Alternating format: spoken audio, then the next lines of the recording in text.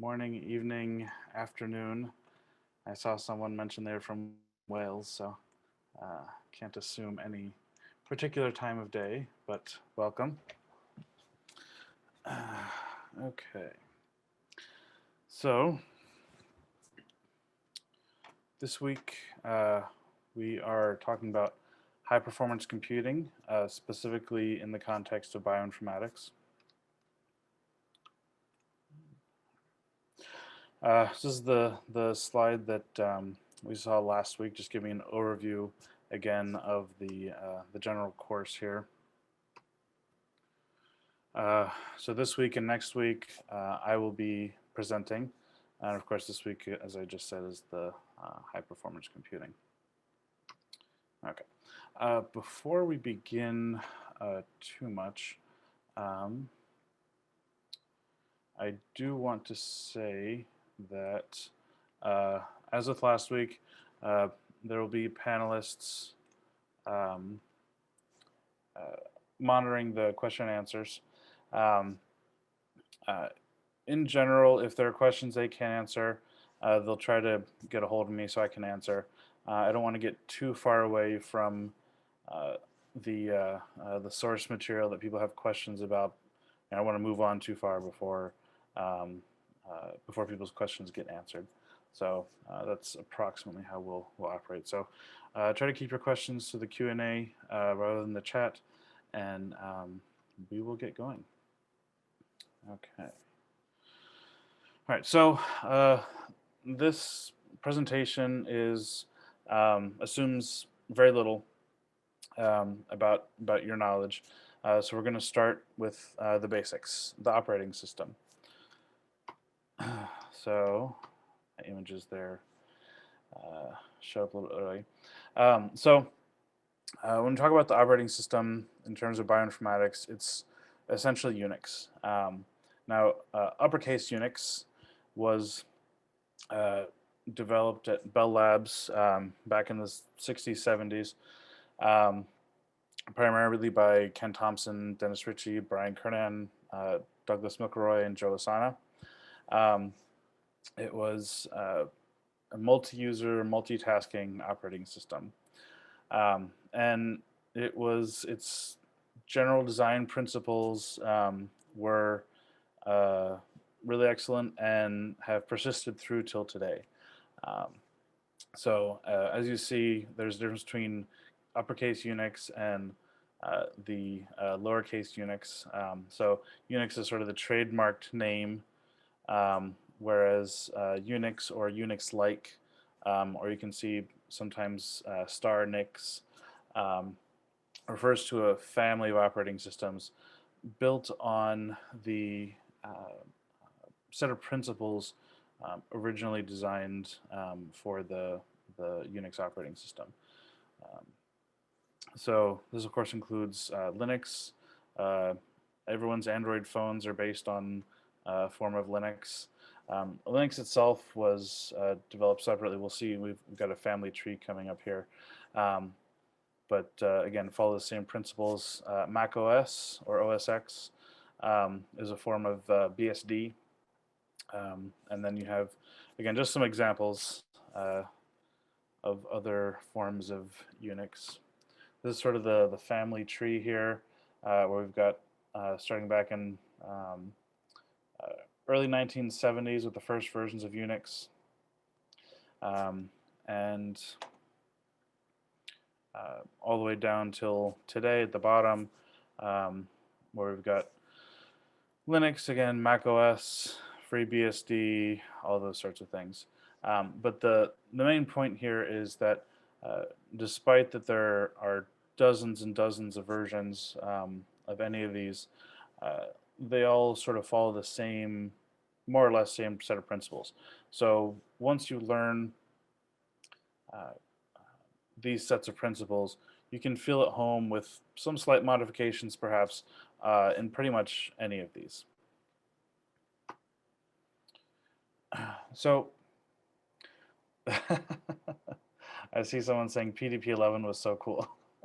I do not have, unfortunately, any direct experience with that, so I'll have to take your word for it. So the principles behind the design of Unix are often called the Unix philosophy. And this philosophy emphasizes modularity, composability, and extensibility. So Peter Salas sort of summarized it into these three things. Write programs that do one thing and do it well. Write programs that work together. And write programs that handle text streams because text is a universal interface. Um, so for example, if you think of Microsoft Word documents, right? It's not text. It's text embedded in a bunch of other code and markup and that sort of thing. So if you tried to open in a text editor, you get a whole bunch of what look like random characters. But in Unix and in bioinformatics in general, people try to stick to text because that's the easiest thing to share, it's the easiest thing to operate on, and because all these programs for Unix are written to handle text, it remains the standard format.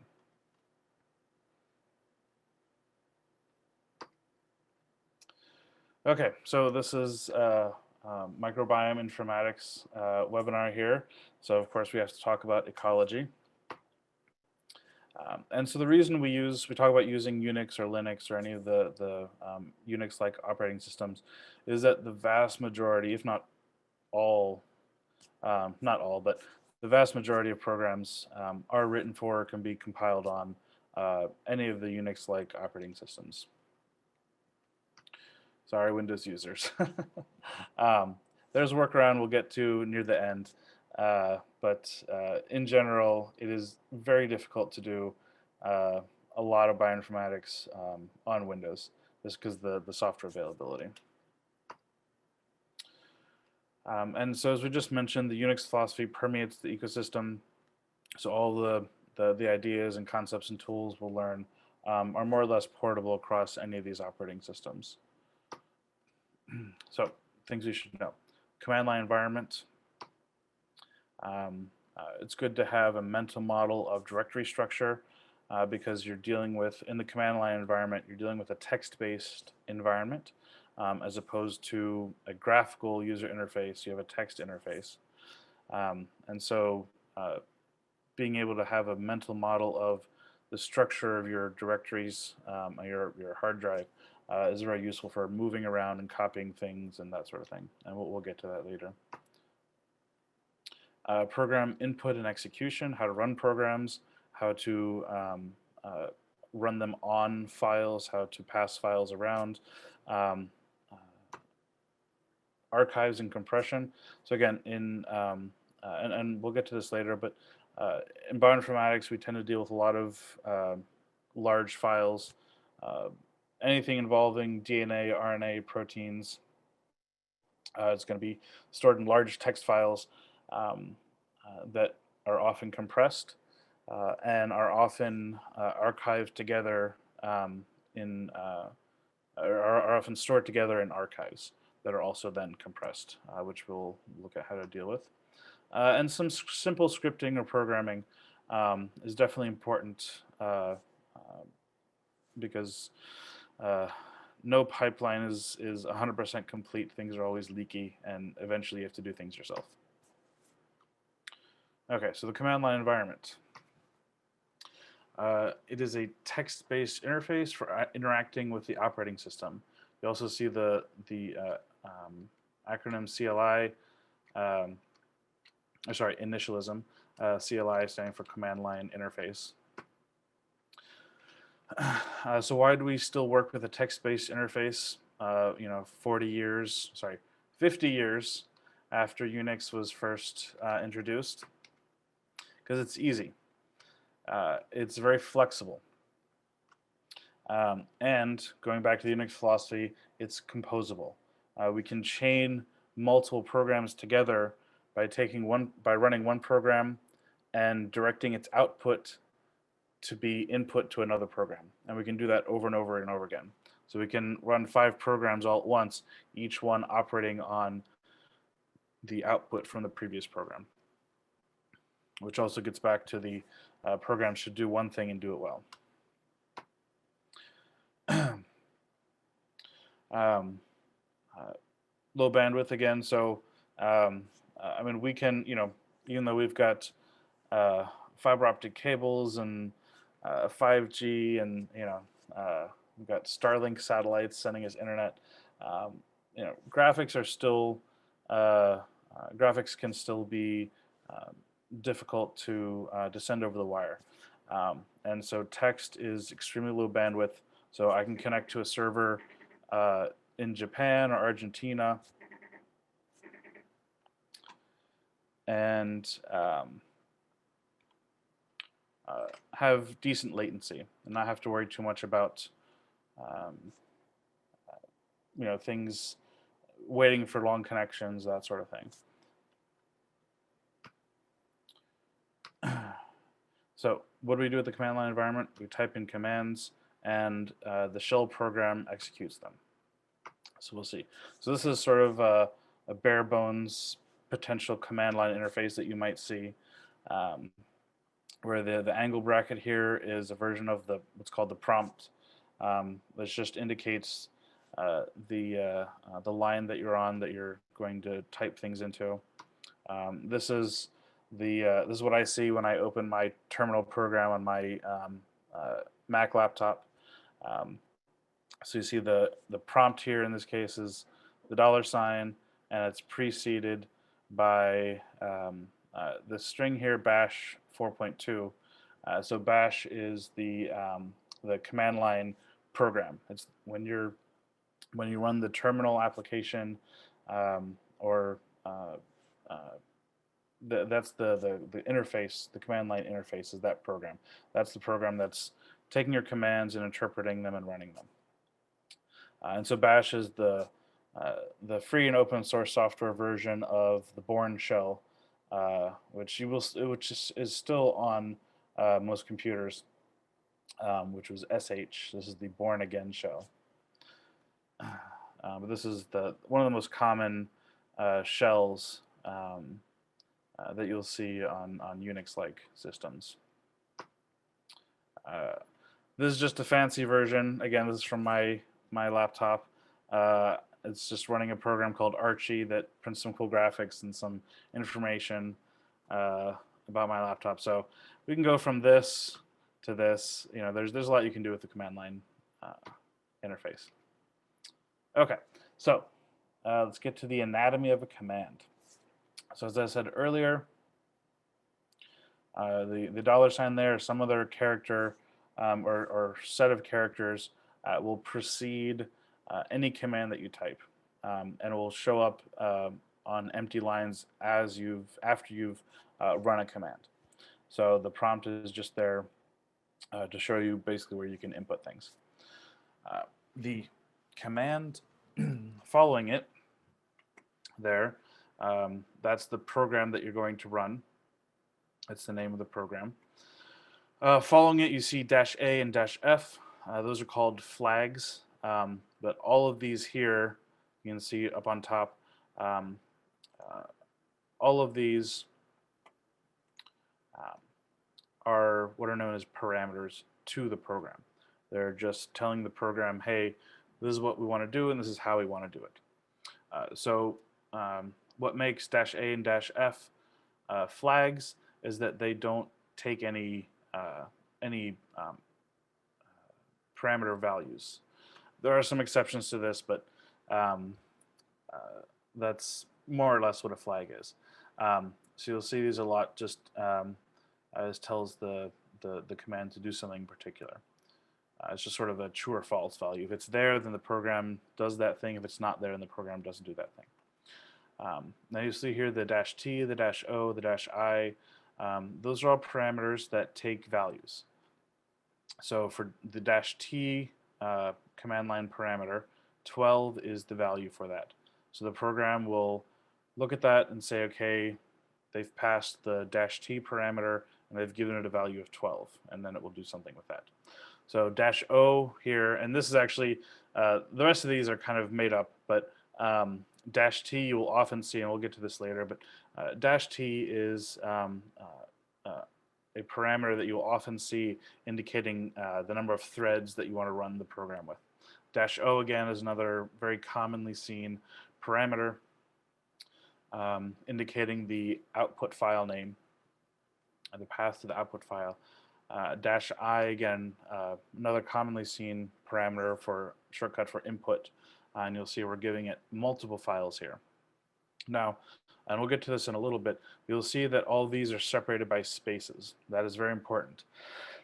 Spaces are considered a special character, a delimiting character, and so when you enter this and hit return on your keyboard, then the program is given everything here in the gray bracket there. All these parameters are given directly to the program, but the operating system first breaks them up by spaces, and so the program will see -A, and basically it's given a big list. You'll see -A, and then next it'll see -F, and then next it'll see -T, and then 12 is associated with -T, that sort of thing. So spaces are a special character for the operating system. Okay, and this last thing here, you'll see the -- form. That's often called the -- form or the long form parameter. Often programs will have both. They'll have a short form, which is dash in a single character, and they may have a double dash long form of that same parameter.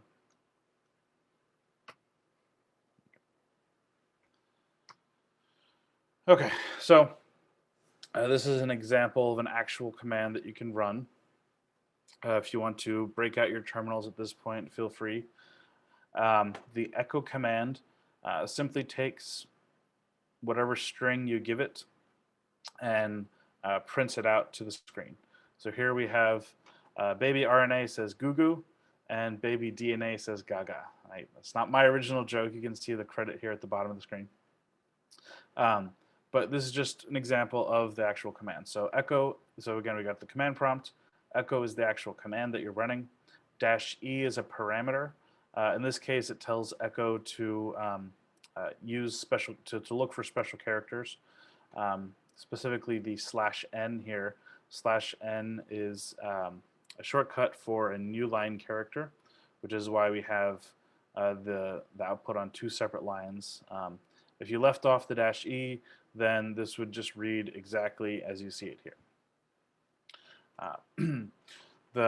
In this form doesn't seem particularly useful, but we often use it while running bash programs. You can write your own bash programs, which we will again get to later. So if you're writing a bash program, echo is a useful command to give some output to the screen to show where you're at, what you're doing, that sort of thing. Okay. So again, this is sort of a nice breakdown. This website here, explainshell.com, is an excellent website. Whether you're learning bash or Unix for the first time, or even if you've known it for a long time, you just want to break down a complicated command for yourself. So you go to a website, you literally just paste this line into it, and it breaks it down. So echo is the command, again, -E, and it tells you what they are. So, so as I said, -E tells the program to enable interpretation of \escape, so the /n there. And then it echoes the string given to it to standard output. Okay, so why is all this stuff important to understand? Why are we going through the anatomy of a command? Why do we need that much detail, right? I can just go Google and copy and paste into my terminal and run, and that'll be good. So this is one of my favorite authors, Charlie Strauss. This is actually, I just came across this a couple days ago. So it says, I've been saying for years that most people relate to computers and information technologies as their magic. And to get the machine to accomplish a task, they have to perform the specific ritual they've memorized with no understanding. So we're trying to get away from that. We want people to have the understanding. We want to know why they're running what they're running. Not just simply copy and paste from Stack Overflow. So let's say you found this awesome command on superhackers.biz, your go-to site for ultra-reliable information. And they say, hey, this is a cool command. Go ahead and run it. What's it going to do? Well, essentially, this is what it's going to do. If you don't know what you're doing, then this is what's going to happen. Again, this credit goes to the excellent British comedy, The IT Crowd. It's getting kind of old now, but still very relevant. So let's go back to our explain shell website. Sudo is a command that executes your command as another user. Typically without arguments, it runs it as root, which is sort of the super user of the computer that has total control, can do anything. rm, as we will see later, is the command to remove files or directories. -r tells the command to delete things recursively. So instead of just deleting at the first level, if there are folders under the folders that you're deleting, then delete those as well. And side note, rm-r is the only way to delete a directory. If you try to rm a directory, it will complain and say that you can't delete it, it's a directory, so you have to use the -r to actually delete directories. The -f there is the force command. So typically when you delete stuff, it will ask you, hey, are you sure you want to delete this? The -f gets rid of that and just deletes everything. And then the /, which is the what to delete part of rm, refers to the root. So this command essentially would erase your hard drive, more or less. So again, back to the everything is on fire. Okay, so now that we've gone through the idea of commands, how to run them, what information to give them, we should talk about paths, another vital concept in Unix, and getting back to the idea that I said earlier of having a mental model of directories in your head. So normally, if you're using a graphical interface like Windows or Mac OS, then you open up Explorer, you open up Finder, and you have a graphical interface to your directories. And you actually see the files and the directories all together. You click on them, you go to the next one. So that's still there with the command line interface. That's all in the background. The Finder or Explorer is just giving you a graphical interface to what's stored on the hard drive. In the command line environment, we unfortunately don't have that graphical view, so you have to kind of maintain that in your head. So you have to know how to get around. So paths are how you get around. So an absolute path is absolute because it starts from the root. So you see an absolute path, you can tell right away because it starts with the very first character in absolute path is the / there. So this starts from the root and goes to exactly where you need it. A relative path starts from the directory that you are in currently. So you'll see here ///. So dot and dot, which we'll see a little bit later, are special folders that are created inside of any directory. You'll see them, and we'll show you how to look for them. But dot refers to the folder that is directly above the folder that you're already in. And so this is telling you, this command would say go back up one folder and then go back up a second folder, and then in that second above folder find the project, etc., etc. Okay, so this is also a path. These two I showed you before were directories, but a file name is also a path.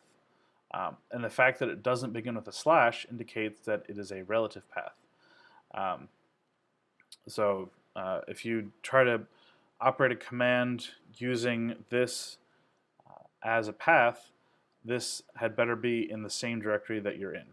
Otherwise, the software will say, sorry, I can't find this, and will quit.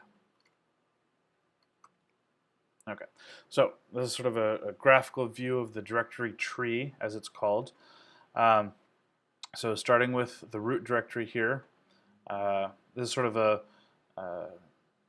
an idealized representation of the standard Unix directory layout.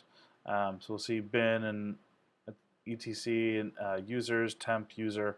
So there are many more of these, but that's the general layout. So we'll see here that under users, there's John and Carol. And under John, he has a folder called work, and Carol has two folders called work and play. And so the path to the directory John from the root is /users/John. And you can see here that's the final absolute path to that folder. Okay, so the next thing after paths that we should talk about is input and output redirection. So Unix comes with what are called standard streams.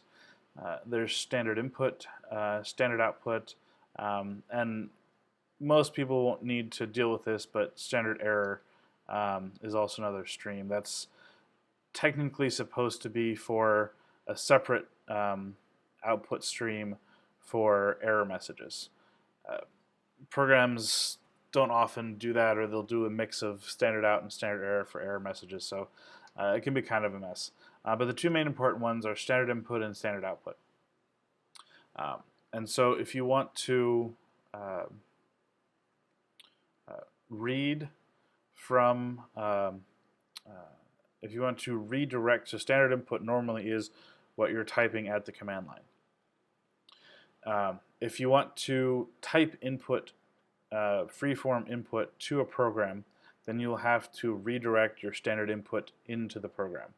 So you can. That's why they use the arrows, because you're going in sort of towards the command, out is out of the command. So right, and the arrow pointing to the left is input, the arrow pointing to the right is output. And there's a special version of that. You can see the double arrows. If you use the single arrow, it'll write out to a file, but if that file already exists, it'll overwrite it. So the double arrow says if that file exists already, then it will just add on to the end of that file. So here we have an example command. The cat command really comes from concatenate, because its job is to take in one or more files and print the contents of all of them to the screen. So if you just wrote cat list A, list B, it would just literally print the contents of list A to the screen, and then right after that the contents of list B to the screen. Here we're saying no, we don't want to print to the screen, we want to actually write this out to a file. So we're using the standard out redirection arrow here, and so then the standard output, instead of being printed to the screen like it normally would, the standard output is then written to a third file called list C. So this is not just theoretical. This can be used in bioinformatics. So if you have two genomes or multiple config files, you want to join them together, you can do it this way. And the nice thing we will get to later with certain types of compressed files, you don't even need to uncompress the files in order to concatenate them together like this. So if you have some sequence data that's split up into multiple files for some reason, or let's say you just wanted to join the forward reads and the reverse reads together into a single file, then you could follow this pattern here. So you'll notice here that we haven't given cat any files to print to the screen. So this would allow you to create a file. So it'll create the file called list, and it will instead of reading from the files, if it's given no files, it will then read from standard input. In this case, we don't need to redirect, because cat will automatically read from standard input to create a file. And so we can actually see this. I will switch over to my terminal.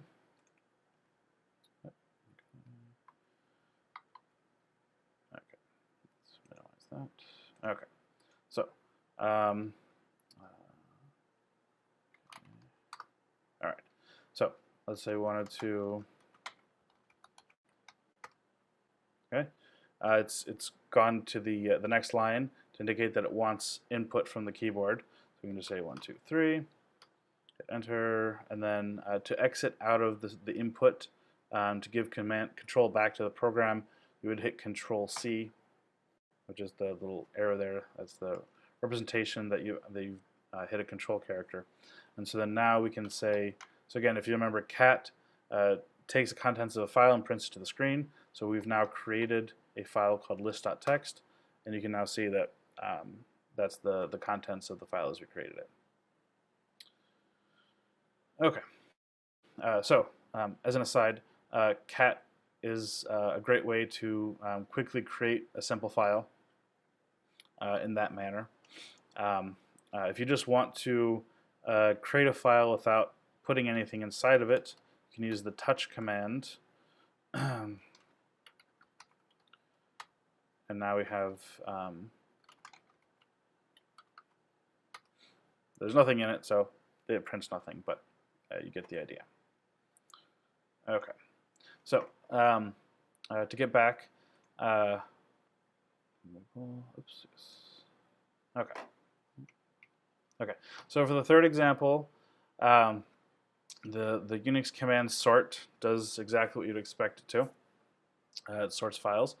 So let's say you have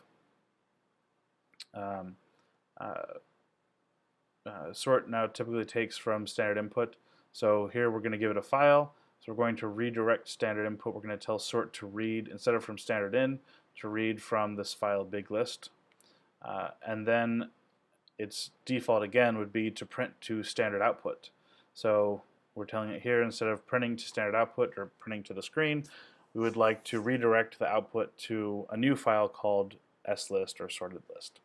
So again, just an example of how to use the IO redirection there.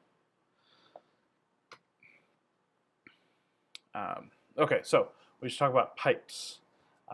This gets in back to the idea of the Unix philosophy we were talking about of composability, and that programs can we can redirect the output from one program to be input to another program. So the arrows, the redirection arrows, let you read to and write from files. But what if you want to take, like I said, the output from one program and pass it as input to another program? This is where pipes come in. Okay, so this is just the who command, shows you who's logged in. This just indicates that technically I'm logged in 3 times to my own computer. The one is the actual login when I log into the computer, and then the TTYS there. When I did this, I had 2 terminals open. So each of those bottom 2 refer to the 2 terminal screens I had open. Well, let's say we want to take this and we want to do something with it. We'll take the output from who, instead of printing it to the screen like we did here, we'll tell it to redirect to a new file called users.txt. And then we'll say, let's say we want to sort that this output, and so we'll take that file and use it as input to the sort command, as we just saw on the previous screen. Is there a better way to do this? Yes, there is.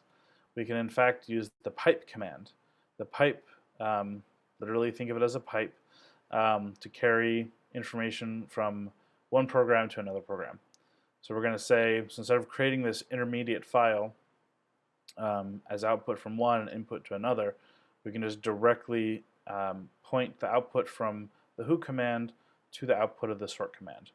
The -r here says to sort it in reverse order, mainly because the who command is already printing in a certain order, in alphabetical order. So if we do this, then we get, if you'll remember here, if you remember here, so this was the first line, now we've sorted it, and now it is in reverse order. So again, a simple toy example, but this is how pipes work. So this is a little bit more complicated example. You see here the cut command is used to deal with files that have columns, and so you can use it to extract columns separately from files. So this isn't the best example because this the who command is printing multiple spaces here. Um, so it's best used with with delimiters like commas or tabs, that sort of thing. But we can make it work. So we're passing the output from who to sort, and we're passing the sorted output to the cut command, which here is saying use space as a delimiter, and it's telling me to give the I'm telling it to give me the third column from the output of sort. And so this is the output. So it's taking who, it's sorting it, and it's extracting this column here, which is the type of terminal. Okay. All right. So the next thing that's important to know are wildcards, also called globbing. For a reason I haven't looked up, but it's a cool word. The primary wildcard that people will be using, you will be using in your work, is the asterisk, the star. The asterisk matches any number and any kind of characters when used in a path. It's usable with most Unix programs. So for example, star.fasta will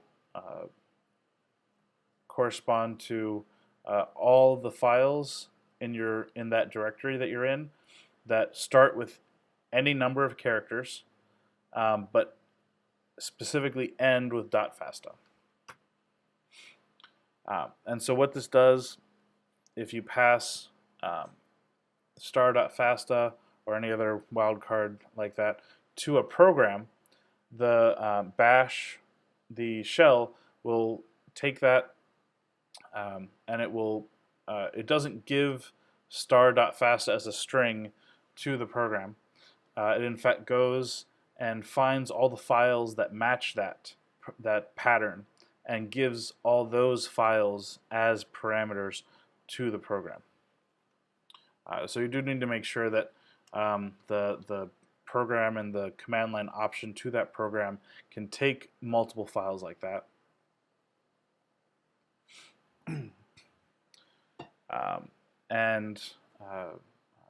But once you use that, some programs, for example, have issue with a certain number of too many files, that kind of thing. But it's a useful way, instead of typing out 1.fasta, 2.fasta, all the way out to 1,000. It's a quick way of grabbing multiples. Okay. So again here, you can use it at any point in the file name, in the path. So here we're referring to all files that start with the word soil, have some number of characters following it up until a .fasta that is required to be at the end of that. So again, this is a nice way. So for example, you've got several hundred files of sequence data, and let's say they're all named by sample ID, and let's say you want to grab just the samples that start with again here. So all the soil samples. Let's say we've got soil samples, we've got ocean samples, and we've got some sort of saliva sample. And let's say you just wanted to grab all the soil samples and none of the other samples, then you could use this particular command. So the star can be used multiple times. So here we've got 2 stars, so this will pick up any files that start with R, have some number of characters, followed by a .fa, followed by a dot, and then anything at the end. And it doesn't have to be only used in file names. It can be used in directories as well. So you can say xyz / something.fasta, star.fasta. And that will say, look in any directory, look in this directory, and then under that directory, any set of files, any set of files or directories, any set of directories, and then under each of those directories, look for files that match that pattern. So like I said, star is pretty much what most people are going to use all the time, but you can also use question mark, which is a limited form of star, whereas star matches any number of characters. The question mark will match a single character. So if you just had a bunch of FASTA files called soil1.fa, soil2.fa, but you didn't want to grab soil soil12.fa, then you could use the question mark there. Okay, so before we go too much further, also I just noticed, so I've got multiple monitors set up, so if I'm looking to the sides, I'm just looking at other screens for various bits of information. But yes, so before we go too much further, we need to talk about project management and naming things. There's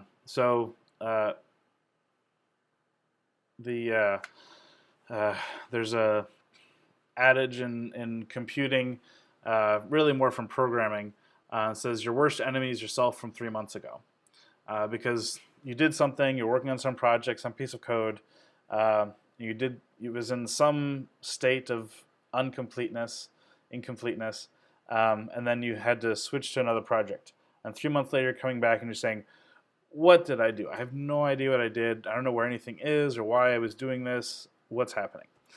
So be nice to yourself. When you're storing things, do it in logical, specifically designed locations.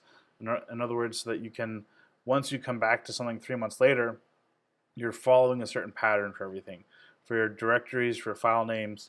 And so there's a lot less cognitive load because you remember, oh yeah, this is how I store things all the time, so this is where I need to look for stuff. Right? So, for example, let's say you're starting a project, create a folder for that project and put that folder in a directory called projects. It doesn't have to be projects, but something like that. So you've got your projects folder, and under that folder, you've got your project A. And under project A, you have a folder called raw. And that's where you stick all of your raw sequencing data, for example. So you come back 3 months later, and you're like, oh man, where's that raw data? We just finished the paper, and now the journal is asking us to upload the raw data to NCBI. Where's that data? Well, you go to the project folder, you go to project A, and under project A, you have a folder called raw. There you go. You don't have to go searching for things that you might have otherwise lost. Project management. The next thing is naming, file naming, path naming. I can't claim credit for this. I borrowed this from the excellent Jenny Bryan. She has a great talk called Naming Things. Go look it up. Well, you don't need to look it up. I've got it here. speakerdeck.com/jennybc/how to name files. You can also just Google Jenny Bryan naming things. It's a pretty popular talk. But again, it's all in the name of making things easier on yourself as well as on the machine. So she defines 3 naming rules. One, that files should be machine readable, or and anything you type into the computer is technically machine readable, but you need to deal with how the machine reads things. So as you can see down here, avoid spaces, as we've discussed. They have special meaning in Unix. So a Unix file should never have a space in it, if at all possible. It just makes things a lot more difficult. 2, they should be human readable, right? You don't want a file that is 168xy_pvqr, right? That doesn't mean anything. It might mean something, but it should be human readable. And 3, that the file names play well with default ordering. So the default alphabetical ordering that Unix uses to list files. So in terms of numbers and characters and that sort of thing. So for example, if you have genome 1 and then genome 10, they will appear next to each other in the listing of files. So if you know you're going to have files numbered in the tens of digits, then you would name things file 01, file 02, up to file 10 for file 10. And that way they will appear in the correct order that you would expect them to, instead of file 1, file 10, file 2, file 20, that sort of thing. So just be aware that Unix by default orders things in alphabetical order, which isn't great for numbers. Okay, so again, go look at her talk. I'll just give some examples of good and bad naming. So some DNA.fastq.gz. 1, it's got a space. 2, the name itself is meaningless. What we'd prefer to see is have a sample ID or a group sample ID followed by the sample number, followed by an underscore instead of a space, and then in this case read1. We might have a read2 as well, .fastq.gz. And the reason we want to do this is that we're very often dealing with dozens or hundreds of files. And so going back to the pattern matching, you want to be able to grab all the files that correspond to this group, HNS, for example. Or if you have repeated measurements data, right? So you've got a group, and then you would have, again, 214 here, and then you might have after it another dash and 1, 2, 3, 4, 5 indicating the time point at which it was sequenced, right? So let's say you want to grab all of the files for that group and at one particular time point, right? So you would say you would use the pattern HNS dash star dash 5 underscore R1, etc. Because that would give you all the files, that would match all the files in the HNS group, all the samples, the subjects in the HNS group with sample 5. And the second example here, figure space 2.png, again, the space is terrible, but it also doesn't tell you anything. So better naming is figure 2, and you notice the 0 here, again, going back by the alphabetical ordering that Unix does, underscore histogram auxiliary metabolic genes dash counts.svg. All right. Also, this is just sort of this is not really a naming issue, but don't use PNGs or JPEGs or GIFs for storing graphical data unless it's actually coming from a microscope or something. Anything that, any charts or graphs that you're drawing should be stored in a vector format, like SVG or PDF or something like that, so they can be resized arbitrarily.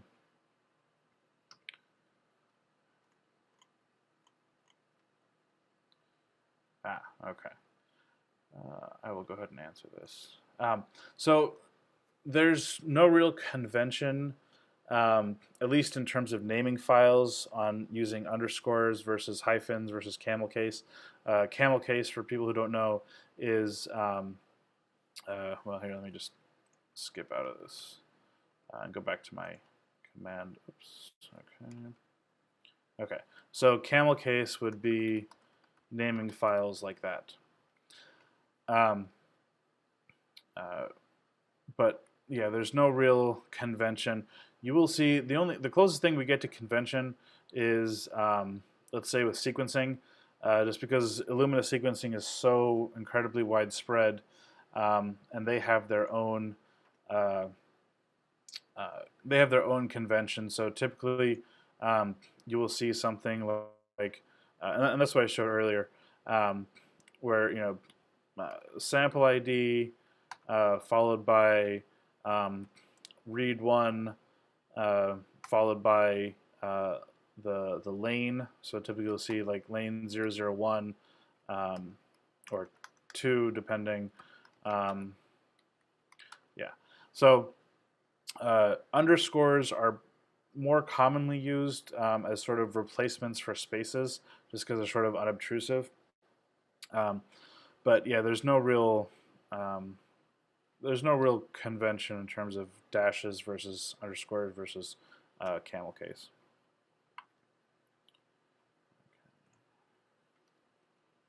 Okay.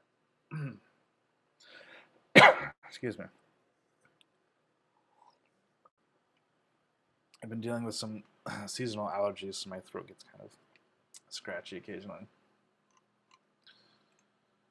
Okay, and you are welcome for that answer.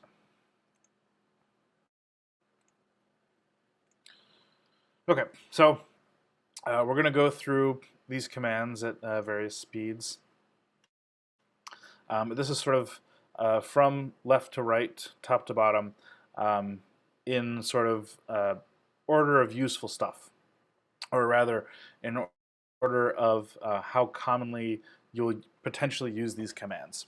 So for example, ls and cd, you're going to be typing those hundreds of times a day.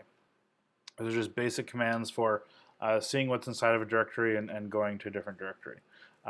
So as we go down and to the right, they're commands that you may use less, but commands that are still important.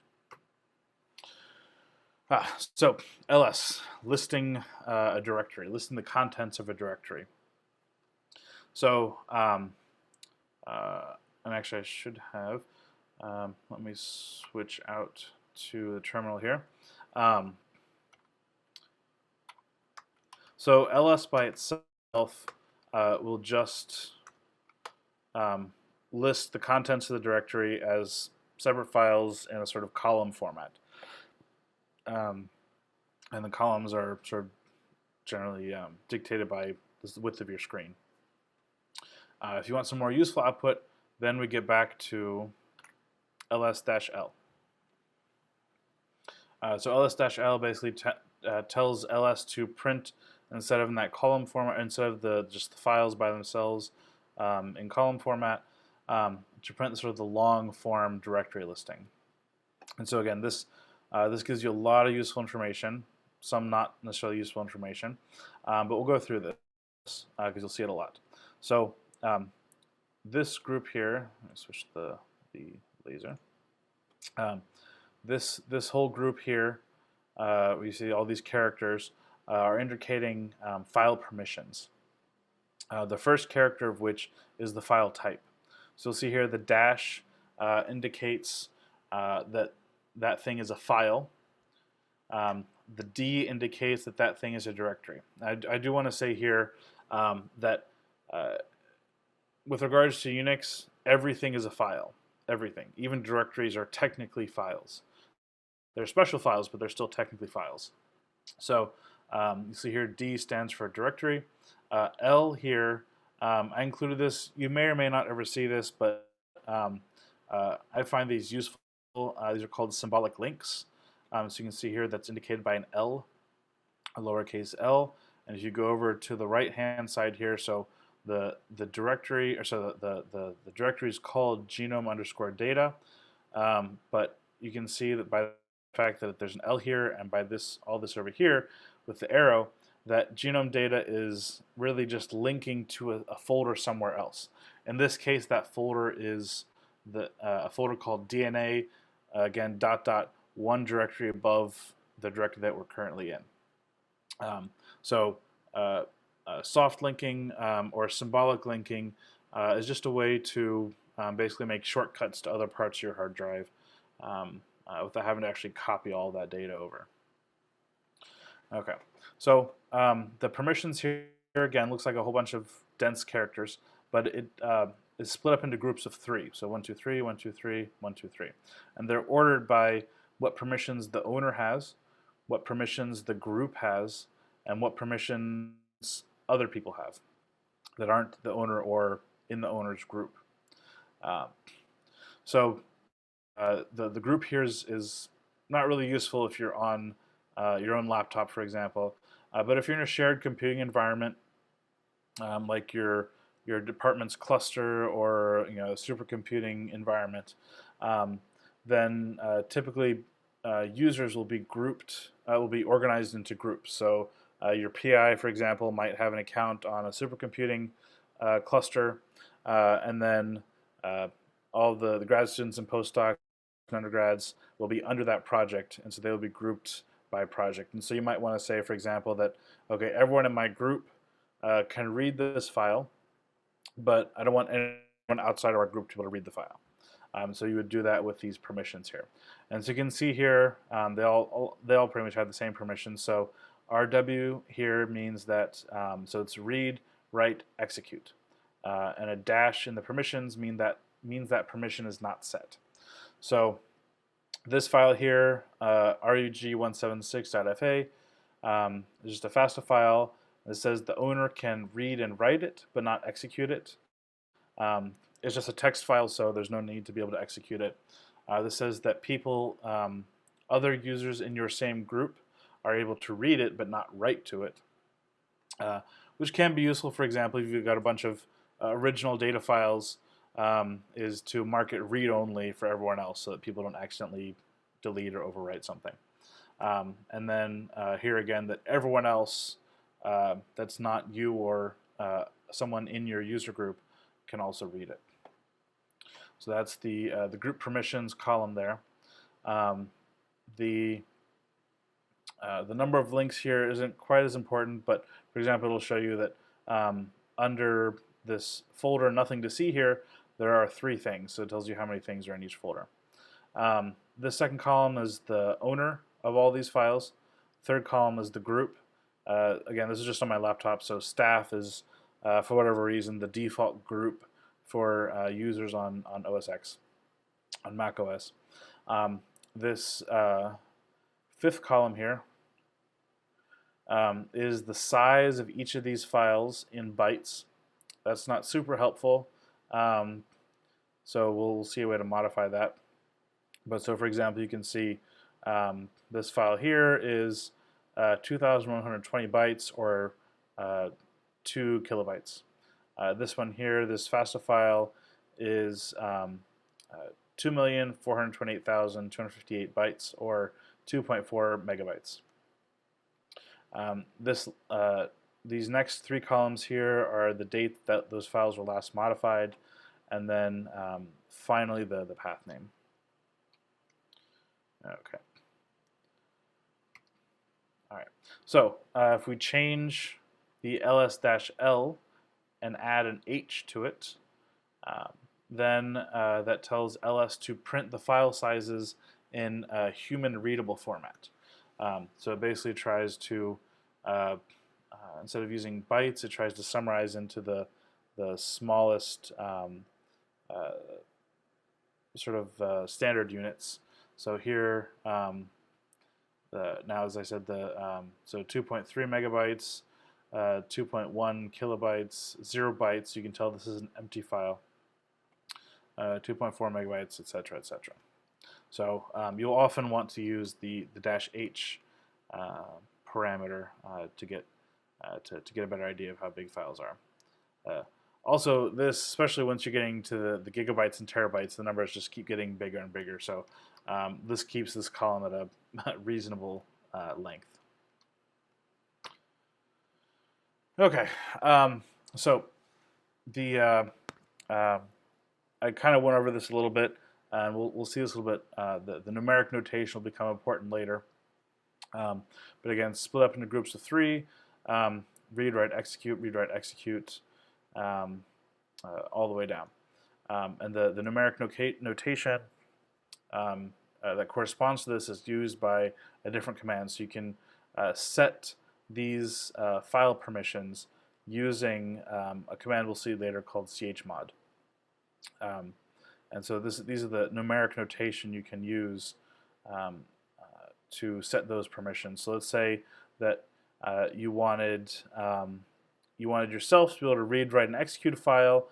You wanted people in your group to be able to read the file, but you don't want any permissions for anyone else. So then you would use the numeric notation 740. So 7 is all permissions, 4 is just read permissions, and since it's in the second position, that corresponds to the group. And then 0 means no permissions at all for people outside of yourself or your user group. Okay, so as I mentioned before, dot and dot dot are special directories that silently exist inside of every single directory, and they are shortcuts to, for dot is a shortcut to the current directory, and dot dot is a shortcut to the directory above yourself. These are used a lot, so be familiar with them, remember them. The dot dot, again, is primarily used in creating relative paths, but dot is, since it refers just to the current directory, there are particular cases for that which we will get to later, but it is also useful. Okay, so the next command, cd. Oh, the places you'll go. So cd just stands for change directory. So again, this is probably the second most useful command, or the command you use second most often, because you need to go places. You need to, I'm in this directory, I'm doing this thing, and I need to go to this other directory. So this saw earlier, I made my own representation of the directory that we saw, or the directory tree that we saw earlier. So again, we start at the root, and we've got all these directories underneath it. We've got users. I definitely don't watch Game of Thrones, especially not the last season. But anyway, so we have two users in the system, Daenerys and Arya. Daenerys is a big fan of the P. barbata species, which you can look it up. Free bonus points for the first person who tells me what P. barbata is. Arya has under hers two folders called Data and EDM. She's really into electronic dance music. So if we wanted to get to the data folder here, the absolute path to that is /users/aria/data. And then you just give that path to the cd command, and poof, you're in the data folder. Just like that.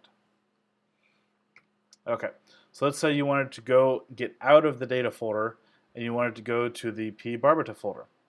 How do you get there? Well, you could do it two ways. You could do it like we did here with the absolute path, so it would be /users/Daenerys/P. barbata.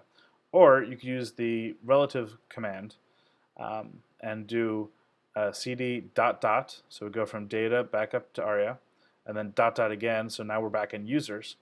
And then the next tells us to go down back into the folder, Daenerys, and then P. barbata. Okay.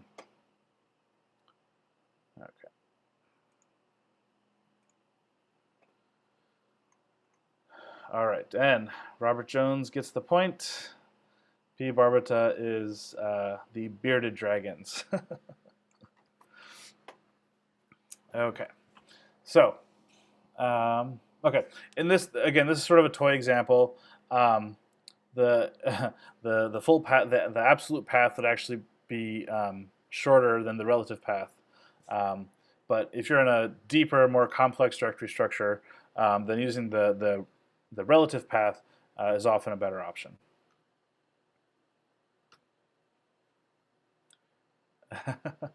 Yes, if you someone says if you're on the Mac, you can physically drag from the Finder graphical user interface.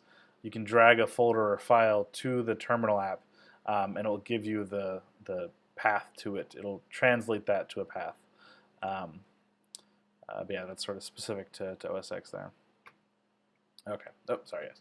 So now, once we've issued the second cd command, we're now in that new folder. Okay. Next command, pwd. This just stands for print working directory. So again, you will use this all the time. I use it all the time, even though I'm practiced at keeping a mental model of the directory structure in my head. I will often forget where I am. So if you type pwd, it will show you, oh right, okay, I was in users Daenerys P. barbata. So this is just a quick way to figure out where you are, and it can be useful too to figure out how to structure a relative path. So if you know that, okay, I'm in the P. barbata folder, but I want to get back to the data folder under Arya, so I need to go back up. So I know, okay, so Daenerys is under users, so I need to go back up to users. So that's 1, 2 sets of dots, and then I need to go. I know Arya is in users, so I need to go down Arya and then to data. So the pwd command can be useful for constructing relative paths for figuring out where you want to go. Okay, so we want to make stuff, make directories. So let's say that we want to, Daenerys decides that she wants to get into EDM, so she makes her own EDM folder. Okay, so we issued the make dir command, just takes a path and creates it at that folder, assuming that folder doesn't exist. If it does exist, it'll tell you. But we issue that command, and poof, now we've got an EDM folder under hers as well. Now this is a potentially useful shortcut for makedir. Let's say we were back here before she had created the EDM folder. Let's say she wanted to create the EDM folder, and under it she wanted to create a separate genre of EDM and have a folder for that. But she didn't want to type the makedir command twice. So normally you would type makedir/EDM, and then you would type makedir EDM / something else. The -p parameter to makedir will just construct the entire path that you've given it where things don't exist. So user/generis already exists, so makedir won't try to create those, but EDM and AEDM don't exist, so it will create EDM and then automatically underneath it create AEDM. And you can get creative with that. You know, you can create multiple files, multiple folders using quotes. So if I wanted to create, we'll go ahead and do this. Yum slash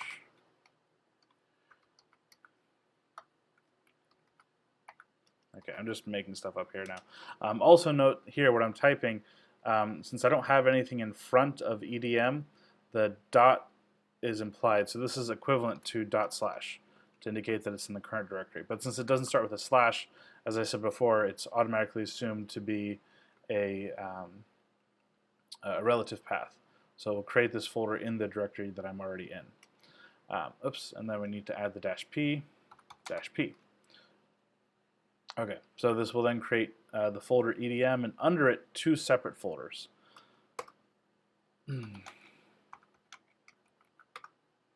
So we can see under the EDM folder, there's AEDM and BEDM. And to go back to the ls command, one thing I didn't mention is that ls-l by itself will list the files in the current directory, but you can also give ls a path.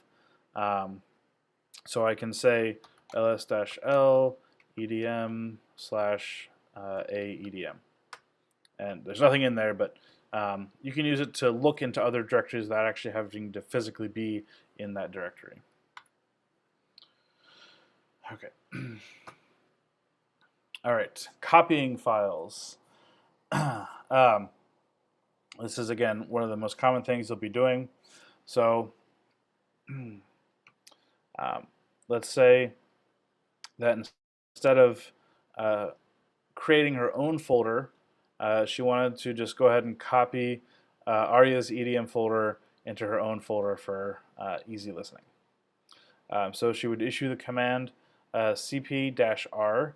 Again, the -r is pretty common for most programs dealing with files to mean recursively. You can't copy a folder without the -r command. You can copy files under a folder without it, but if you want to actually copy an entire folder, you will need to use the -r command. So we give it the full path in this case to both. So we want to copy from /users/aria/edm to /users/generis. The other option, if we're in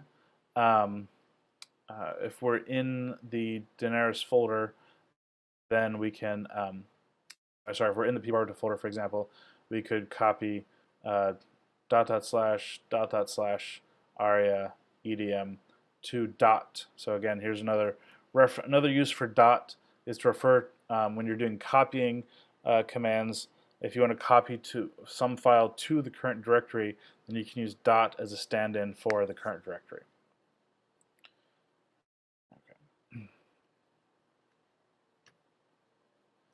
Okay, the mv command is for moving and for renaming. So if you want to move a file to another directory, or if you simply want to rename a file or a folder, you can use you can use the move command for both of those. So let's say we made a mistake that RUG176 was actually supposed to be called RUG77. So the move command, again, uses the same structure as the copy command. So it's move from to. So we're moving, this is the original file, so rug176.fa. We want to move it to another file called rug177.fa. It's technically moving, but we're really just renaming. We're not moving it anywhere. We're keeping it in the same directory. But now let's say we want to actually move the file that we just renamed. So we want to move rug177 to the folder nothing to see here. So again, just same from to. So we're moving rug77 from the current directory into the directory there. Now you'll note that this does not rename rug177 to nothing to see here. If you give the move command a directory and the source is a file, not another directory, then the file will be moved into that folder instead of renaming it like we saw earlier. Okay, and then if we go into the nothing to see here directory, then we can see now we have a new rug177 file that we moved from the previous directory. Okay, and so just to be absolutely clear, what moving really does is it does a copy. So it first copies the file from the original folder to the new folder, and then it does a delete. So it's really just, you can accomplish the same thing as move by doing a copy followed by an rm. Okay, so leading into rm, deleting files. So let's say we wanted to delete one of these files here. I think I actually have, yeah, I'm going to edit this real time because this was supposed to be up here. So let's move that so people aren't confused.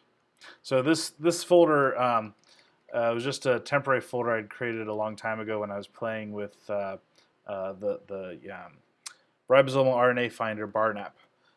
So it takes a genome file, it takes a bunch of genome data, and attempts to find ribosomal RNAs in that genome data.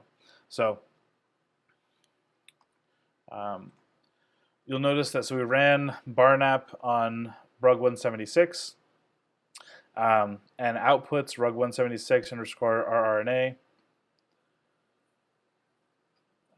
.fa. But we can see here that that file is 0 bytes, which means that the program didn't find any ribosomal RNA in that genome data. So we don't really want to keep this around, so we want to get rid of it. So rm just takes a single path. Yeah. Okay. Okay, so this is actually, sorry, rm will take multiple paths and try to delete all of them. In this case, nothing to see here is a directory, and so it will complain about that. It will delete rug177 rRNA, but since nothing to see here is a folder, you have to do rm-r to delete a folder, so it will complain about that. So we can see that we removed the RNA rug177 or 176, so it's no longer there.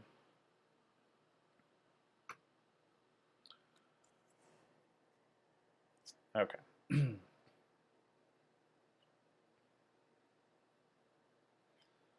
All right.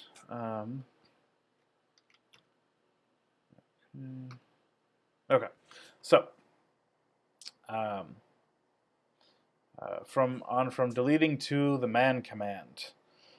So man is really just shortcut for, is just an abbreviation for manual, system manual. So this table here is literally what you would see if you typed, this is what's listed in the manual file about itself. So the man command is organized into these sort of general categories. You'll mostly see stuff in section 1. Occasionally you'll see things in other sections, but if you type man, you'll see this. Okay, and let me go here.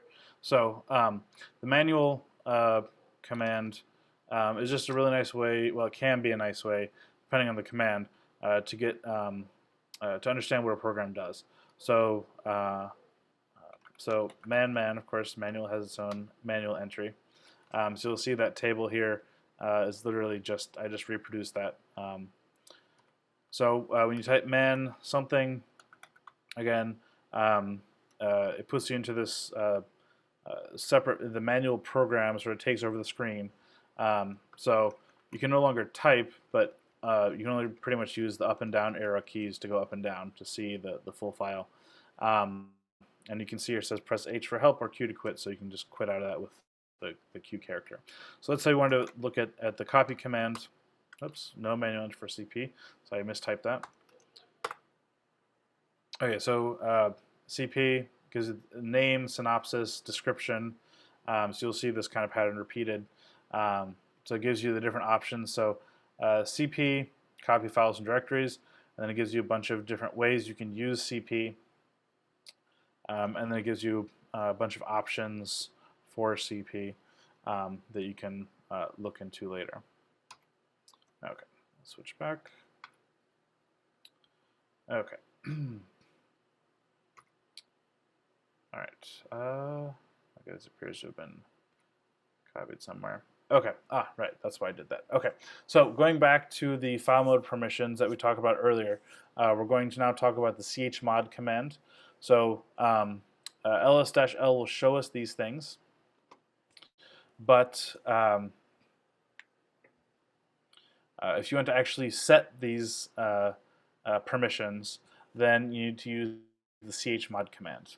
And chmod will primarily take these numeric notations, or you can also use a shortcut that we'll see here in a second. Okay, so let's say that we notice that by default, for whatever reason, the read permission was set in the everyone for people outside of your user or your group. You can see that by the third R there. So let's say that you didn't want anyone else to be able to read it outside of your user group, so you want to remove this. But at the same time, you also want other people in your group to be able to write to that file as well. So we're going to change these permissions. So by the end of this command, we want to see RW for the user, RW for the group, and no permissions for everyone else. So if we go back here, we can see that read and write permissions can be set using the number 6, and that no permissions can be set using the number 0. So we do that. We issue the command chmod, the permissions we want to set, and the file we want to set them on. In this case, we're setting 660, again for read, write, no permissions, and on that file. And now we can see we've gone back, so we've gone from read, write, read to read, write, and no permissions. This is also, and the reason I called this sharing is caring, is because especially in multi-user environments, if you're working with a group of people, let's say I create a folder, I download a bunch of stuff, but by default, people may be able to read it, but no one else can write to it. So if I create a folder and other people in my group want to go and make changes or add files or anything, then by default, they won't have that permission. So be aware of that. It happens all the time with us. So chmod is your friend there. The next most common thing that you will be doing with chmod is making a program executable. So let's say you create a bash script or you download a program from the internet. By default, that program will not be executable. So if you try to type in super cool program, the bash won't be able to do anything with it because it doesn't recognize it as executable. And you can see here that there are no X permissions set for anyone. So we want to change that.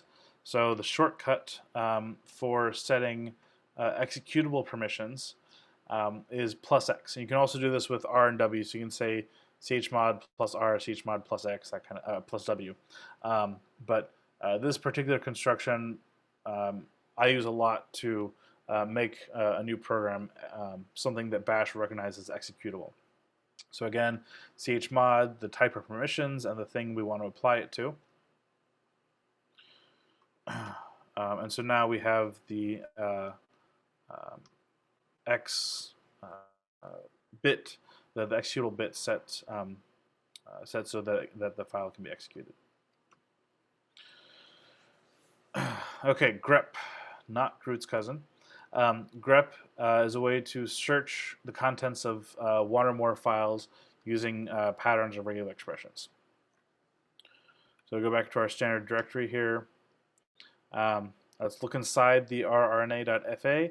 It just has, this is the full contents of rRNA of that file. It just contains a single 5S RNA gene that it found, that the Barnat found. So just standard FASTA format.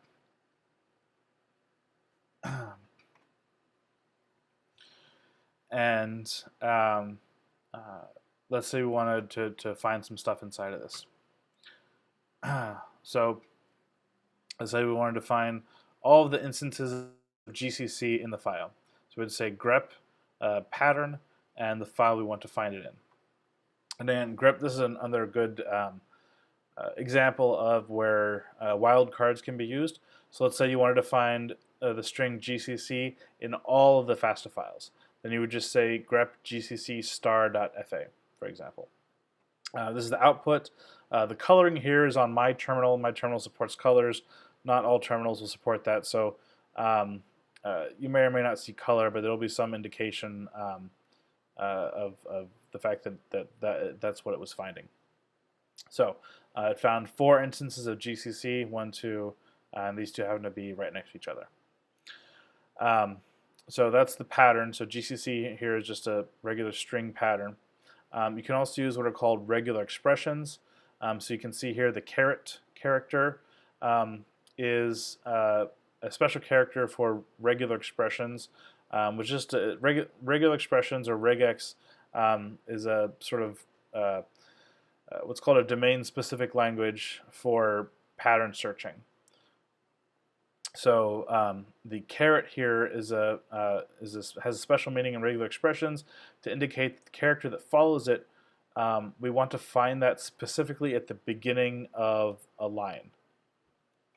And so if we do that with the angle bracket, then we will find, so I took RNA and used cat to copy it 3 times into a folder, into a new file called rRNA.fa.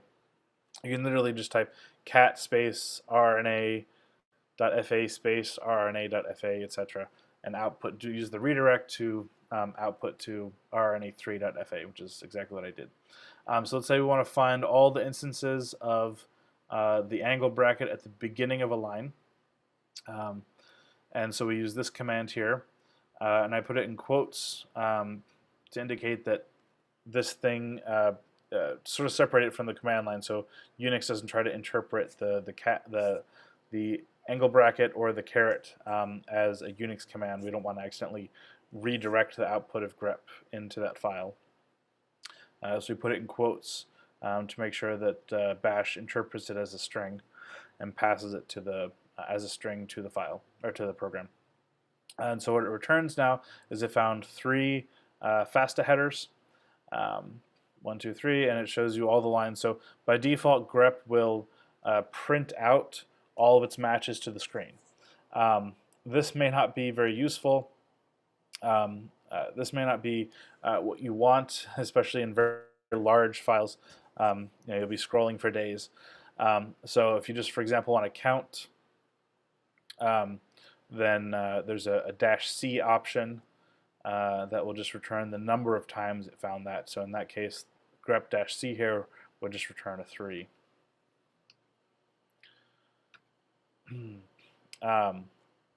There's an alternative way to do this. Just again, this isn't strictly necessary because you can just use the -c, parameter to grep. But if you wanted to have more fun with pipes, then we could pass the output from grep, which is again back up here, these 3 lines. So these 3 lines we're going to pipe into the wc command, which stands for word count. Even though it's word count, the parameters you give it can tell it to either count characters, words, or lines. So in this case, we're giving it the -l parameter for it to count lines, and so we're giving these 3 lines into the wc command, and it's telling us that there are 3 lines in that. So grep-c, or in this case wc-l, is actually a nice shortcut to finding out how many records are in your FASTA file. Okay, so we talked about it before as one of the fundamental concepts, archiving. So you'll often see tar.gz files. Tar files are just, tar stands for tape archive. It's famously dense command to use. This is from xkcd, which if you're not familiar with it, you're welcome. And of course, his alt text for this comic was, I don't know what's worse, the fact after 15 years of using tar, I still can't keep the flags straight, or that after 15 years, I'm still messing around with tar flags that were 15 years old when I started. 15 years old when I started. So going back to explain shell as a visual aid, so tar is the command. The parameters, the flag parameters that we're giving it, so the flags we're giving it are C, V, A, and F. So C tells us tells tar that we're going to create. So tar can be used for both creating archives as well as extracting files from archives. So the -c tells it we're doing the creation and not the extraction. V tells it to print all the files that we're going to add. -a is a very nice flag that tells it to use the appropriate compression program to compress the tar file after it's created. If you don't use A, then you have to remember that -j is for bzip2 compression, and that -z.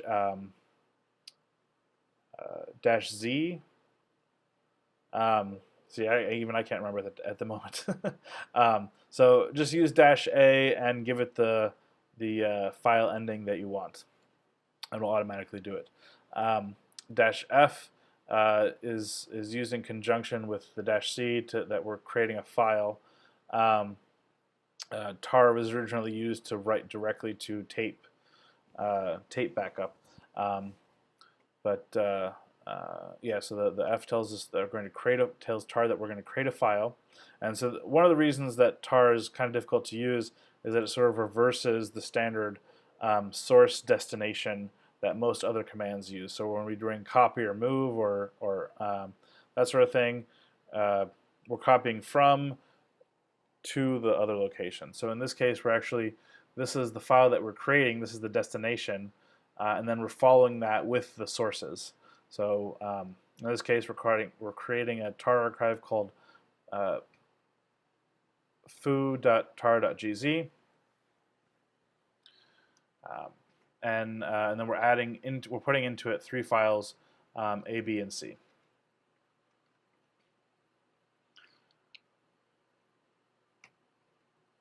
Okay.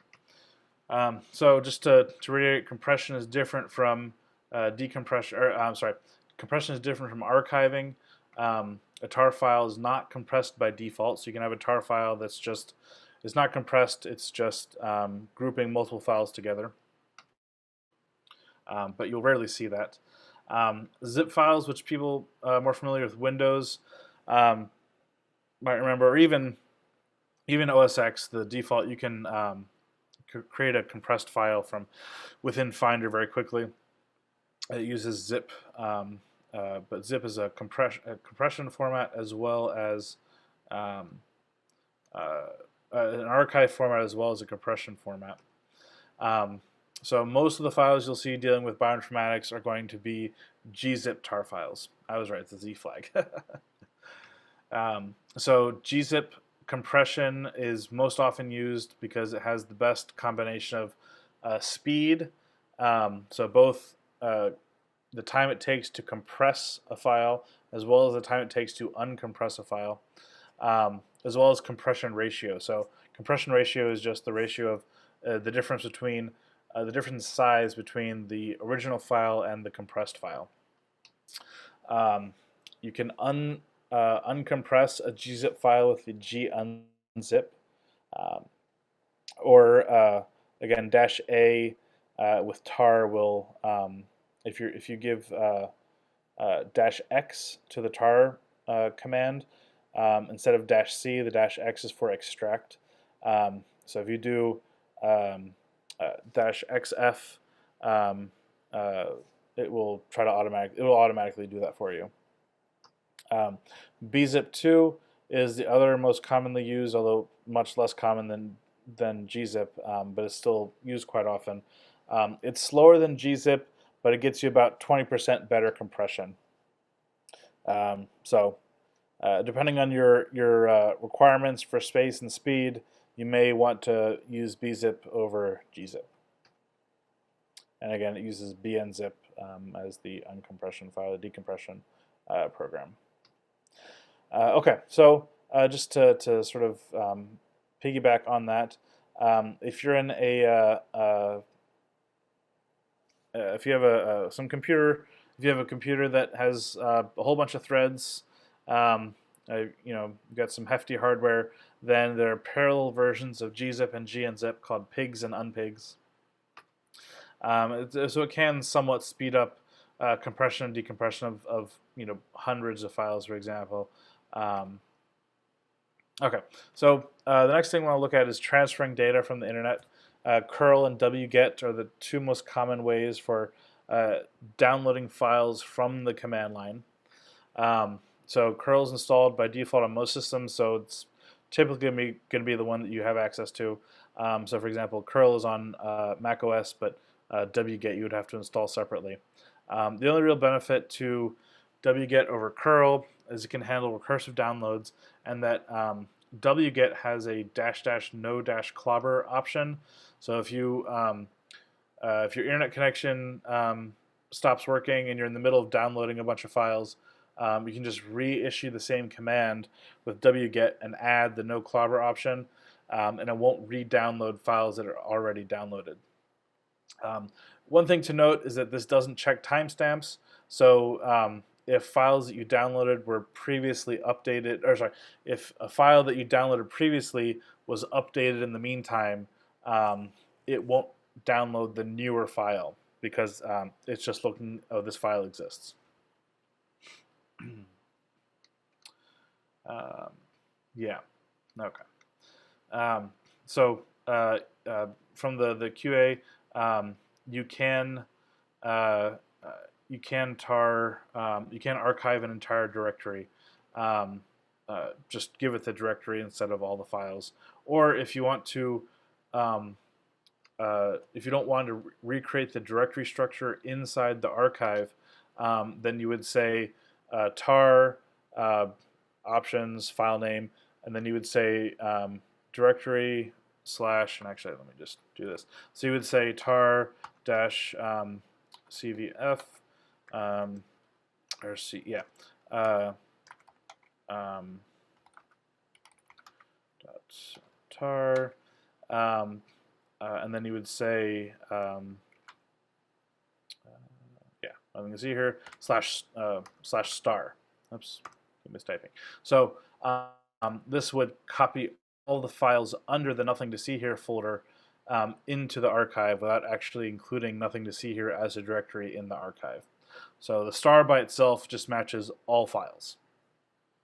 So that would be the quickest way to move the contents, copy the contents of a directory into a tar archive.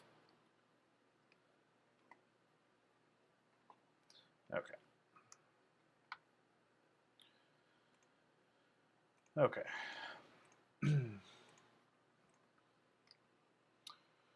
Okay, so for example, let's say I wanted to download this genome assembly. Again, free bonus points to first person can tell me what species this represents. So say I want to download the protein assembly file for this from NCBI, then I would issue the command wget and just the URL. In this case, it's from their FTP servers, but the URL to that whatever thing I want to download. And by default, wget and curl will keep the name of the file that you are creating. There are other options if you want to rename the file after you download it, but just by default, curl and wget will keep the same name. So wget is just wget in the file name. Curl, you need to use the -uppercase O parameter. If you don't use that, then it will literally print the contents of the file to the screen as you're downloading. So don't forget the -O parameter for that. Okay, verifying file integrity is very important. You'll see this a lot, for example, from sequencing centers. So you send a bunch of samples to a sequencing center, and they run the sequencer, and they give you back a folder of files and you'll see, for example, a file called md5.txt. So md5, SHA, they're both hashing algorithms. You can take an entire file as input and output a single string of numbers that represents that file, supposedly uniquely. Both of these, MD5 was originally used for cryptography. It's found to have problems and security problems, so it's no longer used for cryptography. But it's very fast to calculate, and so it's used to verify when you've transferred files that there were no, in other words, if there was some error in copying or something like that, some part of the file is changed, even if most of the file is still there, if part of the file is changed, then the MD5 sum will be different.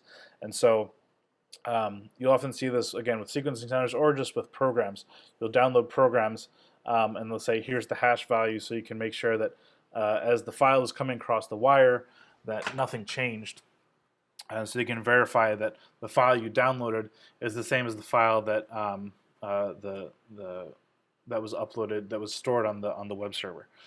So you can calculate the hash sum by using the md5 sum command, give it the file name, and then we'll print out the hash sum. The SHA is another. It's less used because it's more computationally intensive, but you will occasionally see it. So the command for that is SHA-256 sum. Again, same kind of thing. So if you want to verify a single file, the quickest way is with Grep. So if you go to a website, download a program, they give you the MD5 or the SHA sum, and you just copy that, and then you'd issue this command. So you would calculate using MD5 sum against the file you just downloaded. Okay, so update. Norbert tells me that it is Yersinia pestis. Thank you. That is correct. The genome file we downloaded earlier. So, bonus points. Okay. Yeah. So to get back, so we calculate the sum of the hash of the file we just downloaded, and then we pipe the output of that to Grep, and then we give Grep the pre-calculated MD5 sum that the website gave you. And so Grep, if it's the same, since MD5 sum outputs the hash sum, if Grep finds that exactly, it will highlight it. In this case, in the second case, you can see I've changed F01 to F02, and so now the pre-calculated hash sum no longer matches the hash sum of the file we just downloaded, and so you know something has gone wrong. If you want to check multiple files, there's a special file format. Again, this is what I was mentioning earlier, that sequencing centers will often send you a file that has multiple hash sums in it, and they have this format, just hash sum followed by path. In this case, I just happen to have a single file name, so you have to run this in the same directory. But if you've got multiple directories, so for example, if you've got typically sequencing centers will send you a directory of directories. So each directory has one sample, and then the read one, sorry, the forward and reverse reads. And so they'll send you an MD5 sums file that has the directory paths in there as well. But if you have a file like this, then you can use the -c parameter to the MD5 sum command, the check parameter, and give it the file name. And then for each file inside the MD5 sums text file, it will calculate and check against what's in the file. And if it's okay, it will return okay. And if it's not, then it will return, I believe, fail. It'll say fail, some other word like that. So that's a quick way to do that. Unfortunately, the Md5 command, which is available on by default on macOS, does not have that option. You can install that separately, but by default, it doesn't have that. And the SHA-SUM command on Unix is SHA-256-SUM. The Mac OS X version uses that as a parameter. The 256 is there's 256, 512, different versions of the SHA-SUM, the hash algorithm. So, okay. Text editing, there's a command line for text editing, so nano and vi, sometimes it's called pico. So they're just command line text editors. So we can say nano, yeah. So this is the nano program. Just lets you edit things. Use the arrow keys, and then you can type. It's a useful text editor. VI is another text editor. It's a little bit less friendly, but a lot of people like it, so I put it in there. If you want to exit, a lot of people complain about VI because it's not obvious how to exit it. Q, just using Q by itself works for a lot of other Unix programs. Doesn't work as well for this. So for VI, to get out of VI, you have to hit the escape key, and then colon Q and hit enter, and then you quit out of it.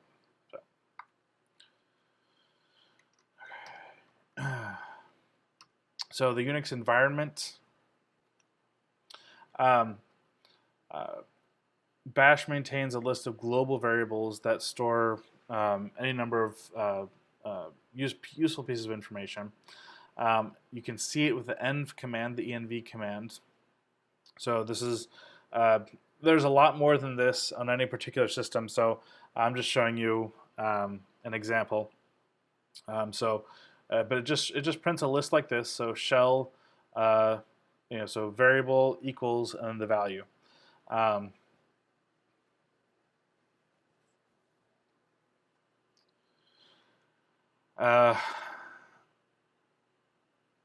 you have this list of variables. So path is a particularly important one. We'll get to in a little bit. Individual variables can be printed using echo, which we saw earlier. So if you want to see what's in the path variable, you want to see the current user, you can just type in echo $user. You have to use the $sign to tell Bash that you're using that variable as you want to access the value of that variable. If you just type echo user without the $sign, then it'll just print out capital USER. Okay, so the path variable is a list of directories that Bash uses to look for commands. So if you type in a program name, it will look first, for example, in this example, it will look in the directory user local sbin, user local bin, user sbin, user bin, and then finally sbin and bin. And if it can't find that command in any of them, it will say command not found.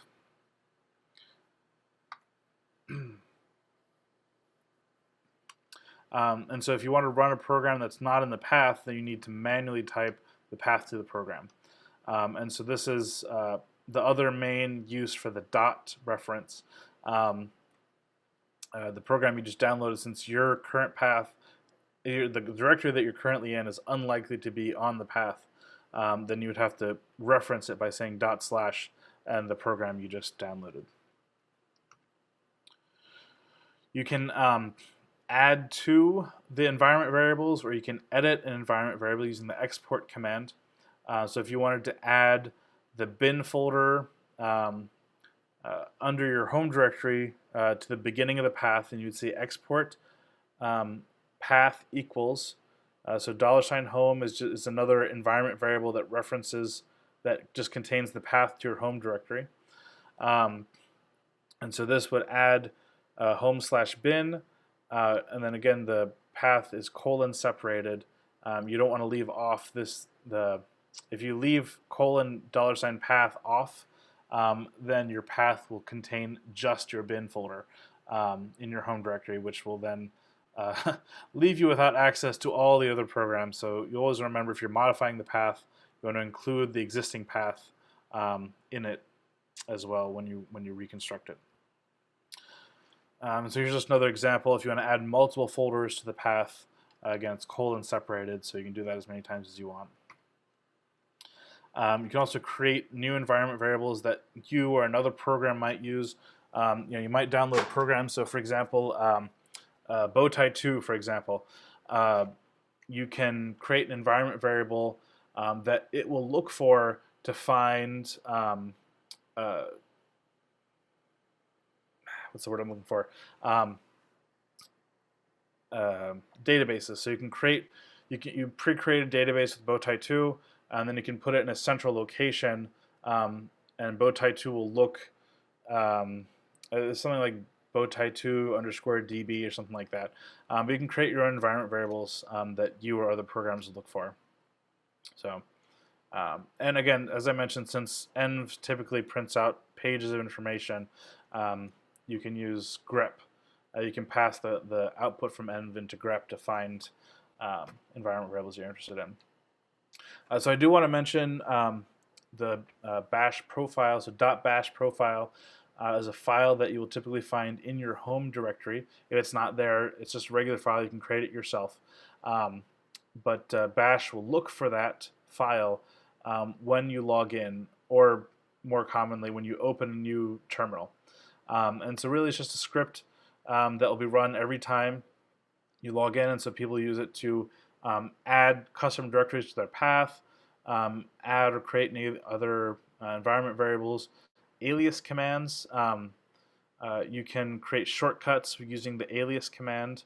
So you type a long command that you use a lot, but you don't have to type the entire command. You can use alias XYZ equals and the long command to make shortcuts.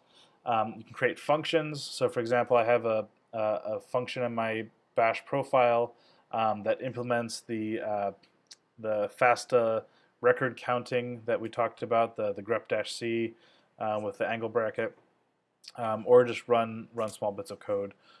So for example, Conda, the package manager, which we'll talk about in a little bit,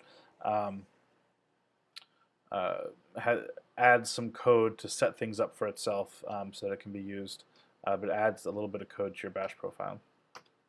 So SSH stands for Secure Shell, and SSH is typically how you will connect through the terminal to other computers. So like again, your local department cluster or some supercomputing center, you'll connect to those computers using SSH, which will give you terminal access to those other computers. So the general pattern is SSH user at server.host. Whatever the domain is. Occasionally, people run their SSH servers on a different port. So if you see someone say, "Oh, you need to change the port," then you just add that as a colon followed by 123. Sorry, followed by in this example 123, but whatever port they give you. In your home directory, there's typically a folder called .ssh. A lot of programs will stick dot folders, also hidden folders, because they don't show up when you just type ls normally, or ls-l even. You have to use ls-la to find directories or folders that have a dot in front of them. But your home directory is typically where a lot of programs will store configuration information. And so for SSH, that's in a folder called .ssh, and then under that there's a file called config. And it uses this general format. So host name is the actual config entry. And so you'll type host name and then the server.host.top level domain is where you'll reference the server you want to connect to. I'm sorry, I made a mistake here. Host, sorry, the format is host, and then name is the shortcut you want to use. So if you're tired of typing SSH user at extremely long, complicated server, then you can create shortcuts in the config file.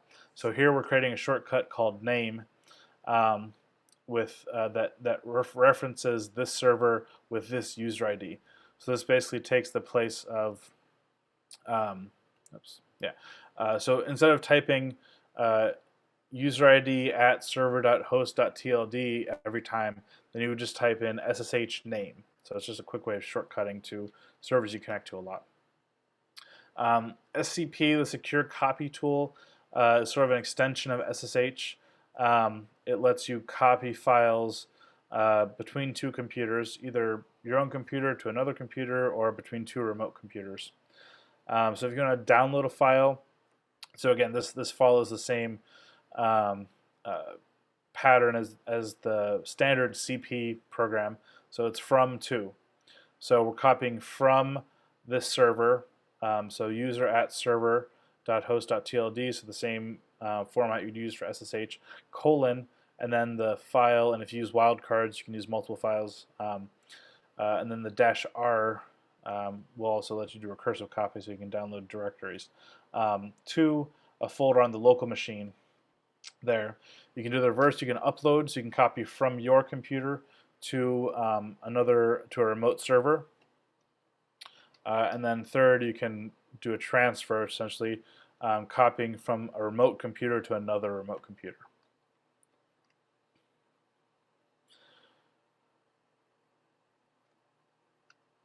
Okay. To tie this all together, besides the first two lines, you can actually type in all of this yourself right now to play around with. But I had to do this, so the last 4 lines is something I had to do about a week ago when I was reinstalling dusttool, which I believe someone will talk about later on in the course. dusttool is for taking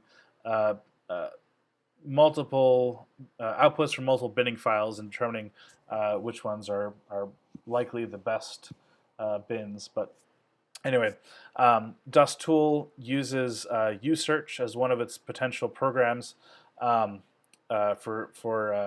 finding things, for doing local alignment searching.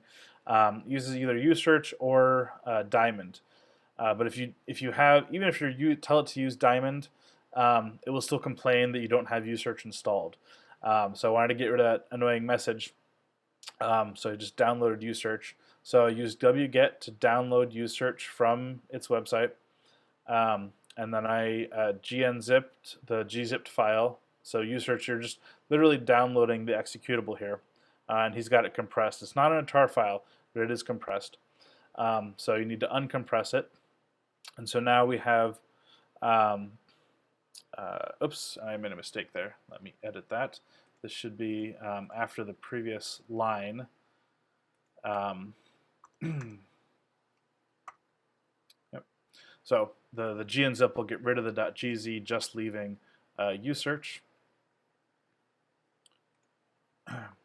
And then we want to move usearch. We don't necessarily want to keep, because the programs that are using usearch are looking for an executable called usearch.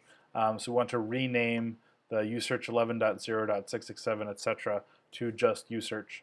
And then again, as I mentioned, programs downloaded from the internet aren't executable by default. So then the last thing we need to do is change the file mode to be executable, so that the bash will know that it's executable. Okay, so that's sort of just a wrap up of all the stuff we talked about in a single usable example. Okay. All right. To answer Martin's, okay, Ben's answering that question. Good. Okay. Real quick. So that's the main important part of the sort of Unix environment, is being able to interact with Unix and do things in it. There's some other useful things. So package management. Basically, this is all about reproducibility and not having to not having to do install programs on your own, which can be annoying and error prone. But there are different ways of creating reproducible software environments. Conda is a very common one. It's very useful. It can be used for managing your language, so either R or Python packages, but it can also install programs, full programs as well. So Conda is very often used in bioinformatics, along with Docker, which is sort of a more packageable form of Conda. But so a lot of software you'll see, you go to their GitHub page and you'll see, okay, here's how to install it. Here's how to install it with Conda. There's some Conda formula for it. And then here's a link to our pre-built Docker container. The package management, Conda is a package manager. So you can see here that you have your in the gray box, you have your main computer environment that has R version 3.5 and Python 2.7 installed. But then it's got a couple other programs installed. But the program Sauron that you want to run needs a particular version. So all the Sauron needs all these particular versions. So in the case of person 1, success, you have you just happen to have the exact set of software with all the correct versions. Person 2, however, isn't so lucky. They've got R version 2.9, Python 3.6, etc. So they can't run. But if we create a Conda formula for that software, for example, then you can just use Conda to install all the necessary software and all the correct versions in a separate environment that doesn't conflict with the main environment of your computer. So a Conda environment is Conda environments are self-contained sets of installed software isolated from the rest of the software on the operating system that you can enable and disable as needed. Docker is a tool for doing the same kind of thing, but in an even more isolated environment. So I don't want to spend too much time on this. The link I have here, where I got these images from, Melbourne Bioinformatics, they have a nice tutorial on using Docker to sort of create reusable computing environments that let you download and run software in a more simple way. And then at the bottom here is virtual machines, which is a level even lower, where you're just recreating an entire operating system to run software in.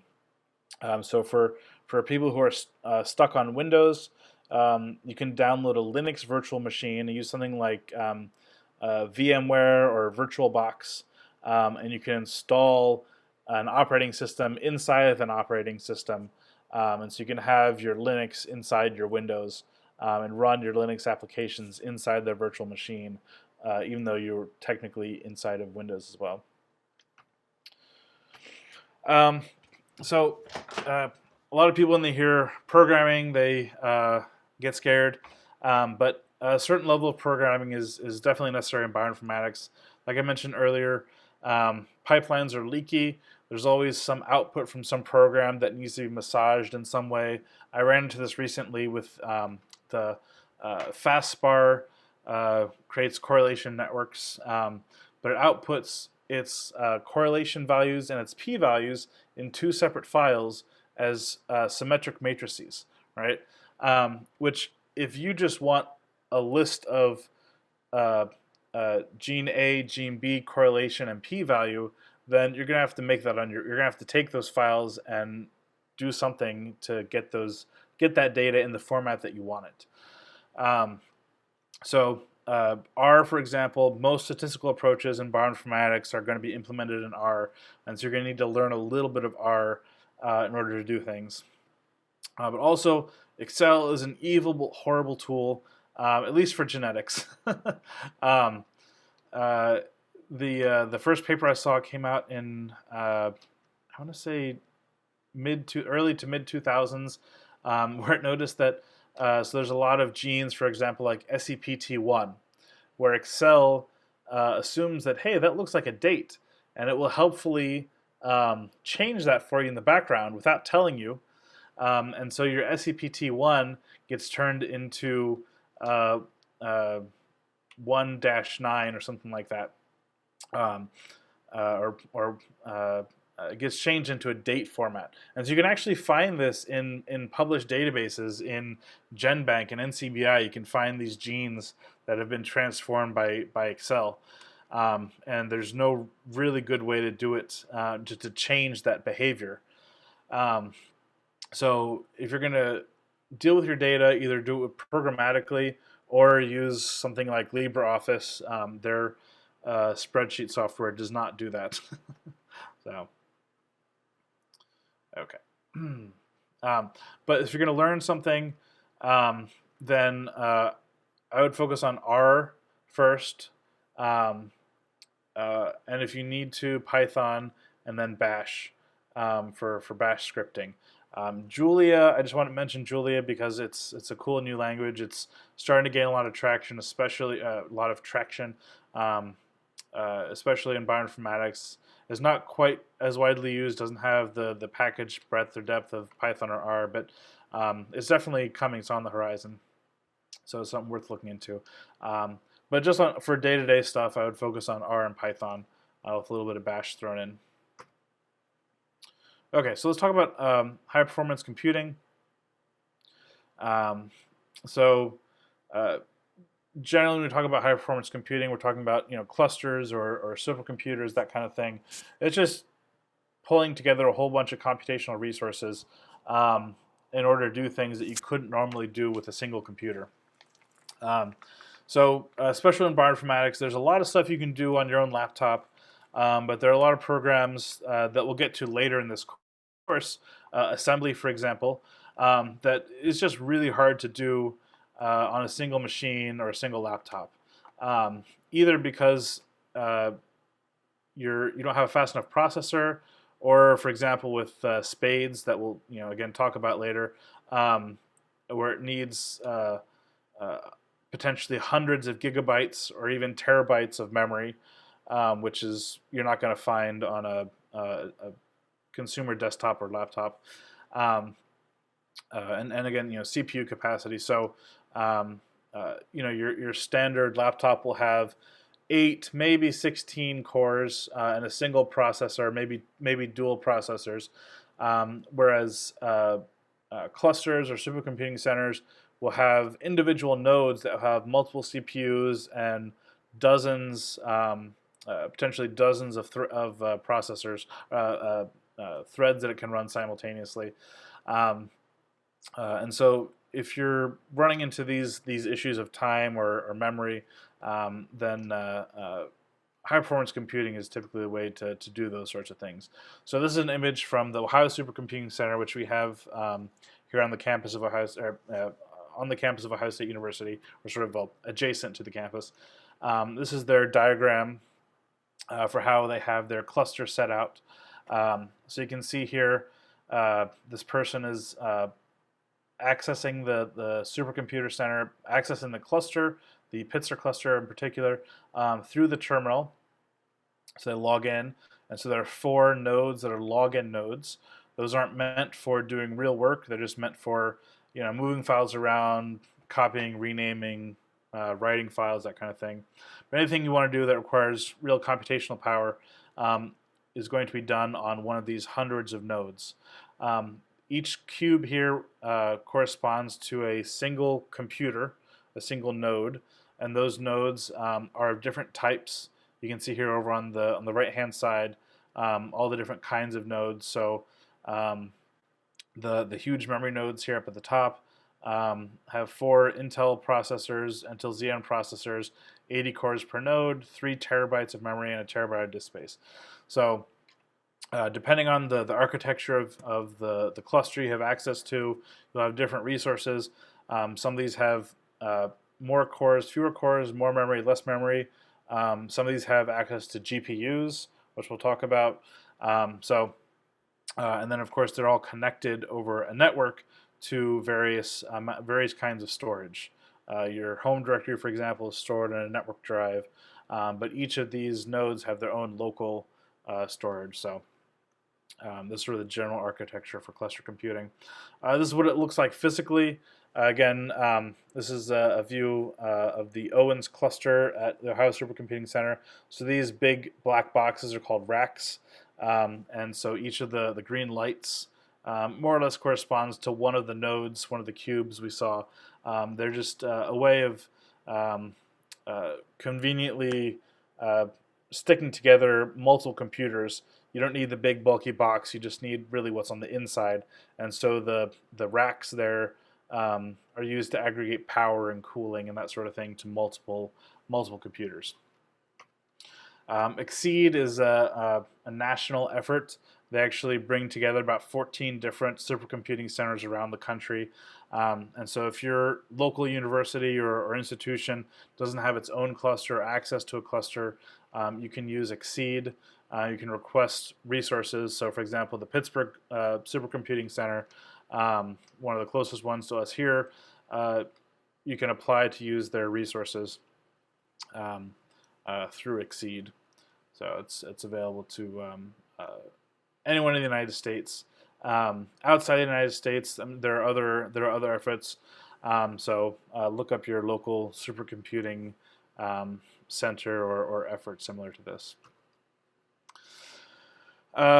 Distributed computing, typically each processor has its own memory, and so we're actually coordinating. If we go back to the thing here, so with distributed computing, we would be aggregating multiple of these nodes, multiple of these computers together to do more than we could with a single node. The problem is that each computer has its own memory, and so for multiple nodes to communicate, they need to use some sort of interface. So MPI is called the message passing interface. It's a software tool for coordinating distributed computing. It can be difficult to implement because you have to, again, coordinate which computers are doing which work and how to give them the work. So for example, if you're doing, so MPI BLAST is a distributed computing implementation of the BLAST algorithm. So the file has to be broken up into multiple chunks and sent out to each of the nodes in the distributed cluster. And then they each do their own work, and they have to pass the results back to the controlling node. So there's a lot of stuff going on. So it's not often used, mainly because a lot of tools in bioinformatics either act at the single sequence level, or each sequence can typically it can often be processed individually, or each sequence file can be processed individually.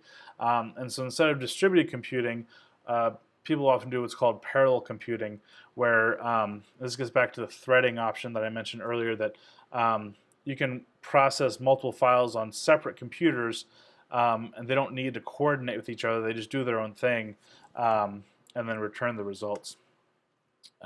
Or you work on a single computer that has multiple threads that can all, and then again, you have to do some sort of coordination, but since it's all in the same machine, it's a little bit easier. GPU computing is coming up now, whereas the CPU has, like I said, 8, 16 cores on a normal computer. A GPU will have hundreds of cores. They're low power. They're originally designed for processing triangles and in graphics and for computer games and that sort of thing. But people then realized, hey, these are really just CPUs. They're specialized CPUs, but given there are so many of them, maybe we can do cool stuff with them. It's become extremely popular in deep learning just because the amount of resources that, the number of CPUs. Hasn't yet seen widespread use in bioinformatics, but so for example, MegaHit, one of the metagenome assemblers, originally had an option you could compile the program separately to use GPUs. But he eventually removed that. If you go back to his GitHub page, he eventually removed it. He found a way to use CPU vectorization commands to get better performance. But deep learning applications are slowly starting to become more and more popular in bioinformatics. AlphaFold, this was in the news recently, using deep learning to do protein folding prediction. So applications like that are starting to become more and more common in bioinformatics, and so you're starting to see GPU programming applications increase.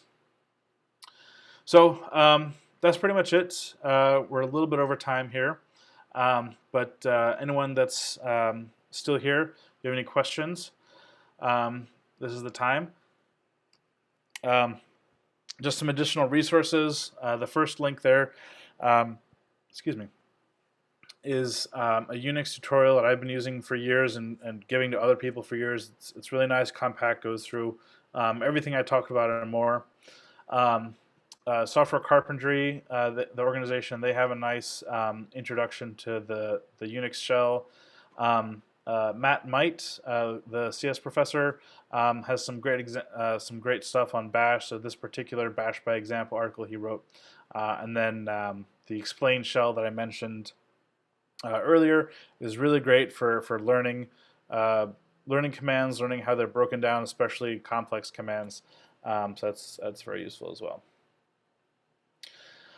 So that's it. So again, if anyone has any questions, saying thanks for the talk. So you're all welcome.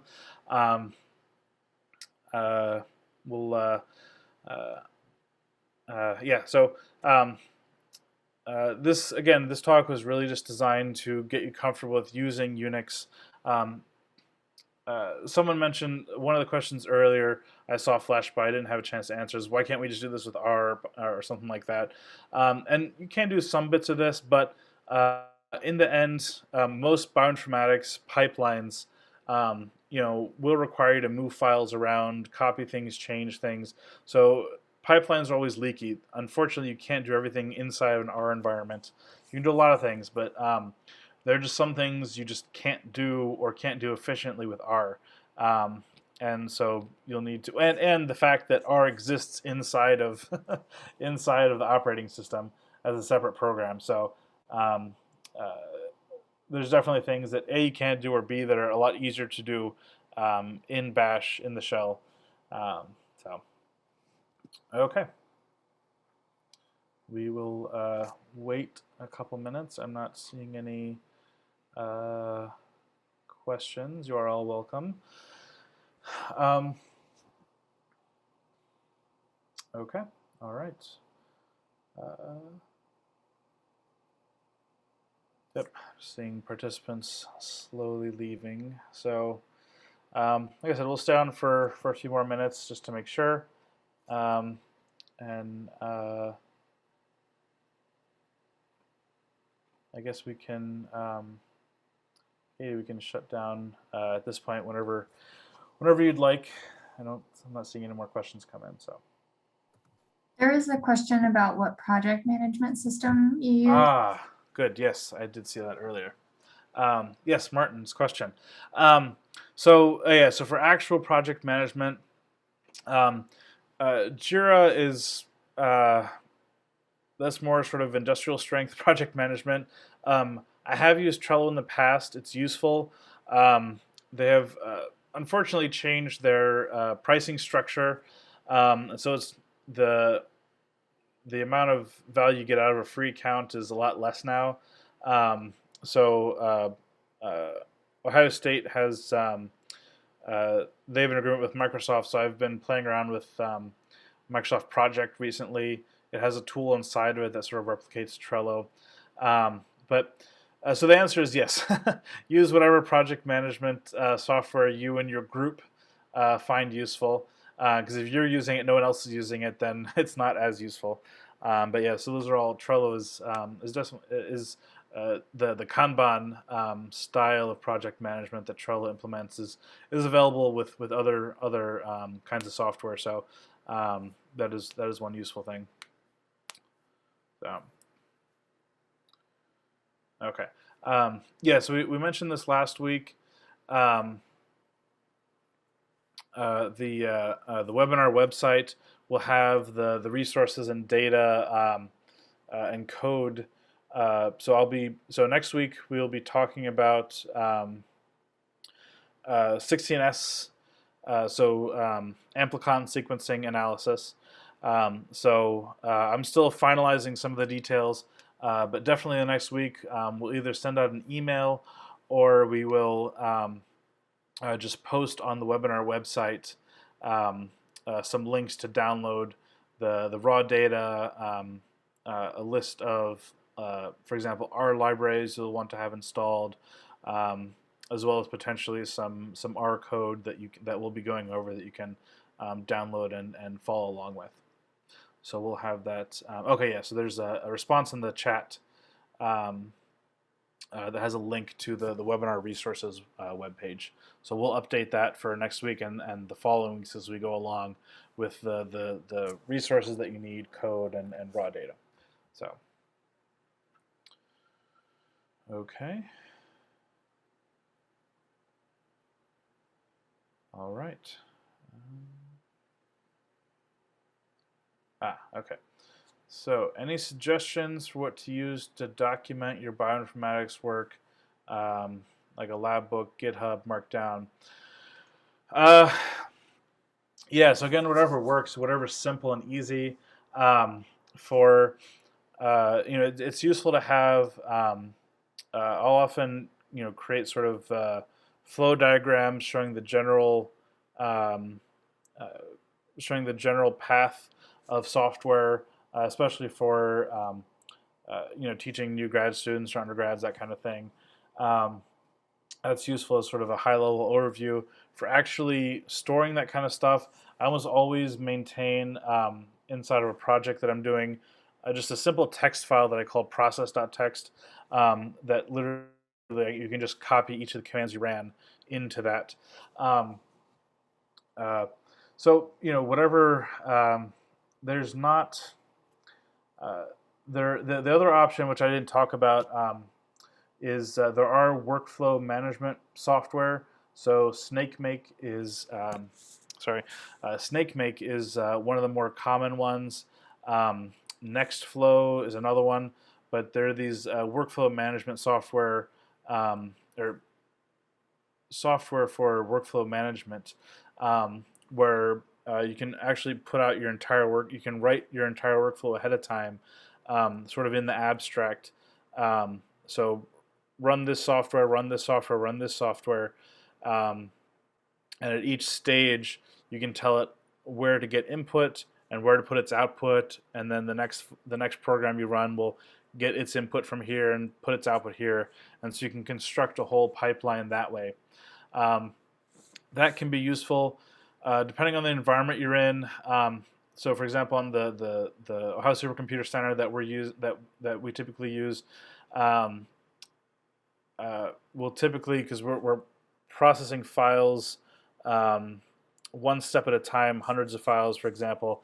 So workflow management can be used on clusters. It can be a little more difficult. That's certainly one option is workflow managers like SnakeMake to maintain your pipeline. But I think the more important thing is just document. Whether you use GitHub or Markdown, those are all great ideas, but just do it.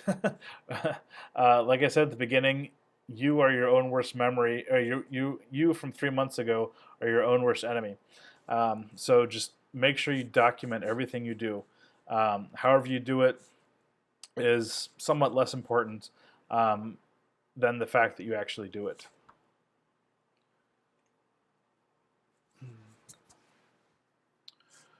Okay. All right. If we don't see any more questions in the next minute or so, I think that will be it, and we will see you next week. So last call for any questions.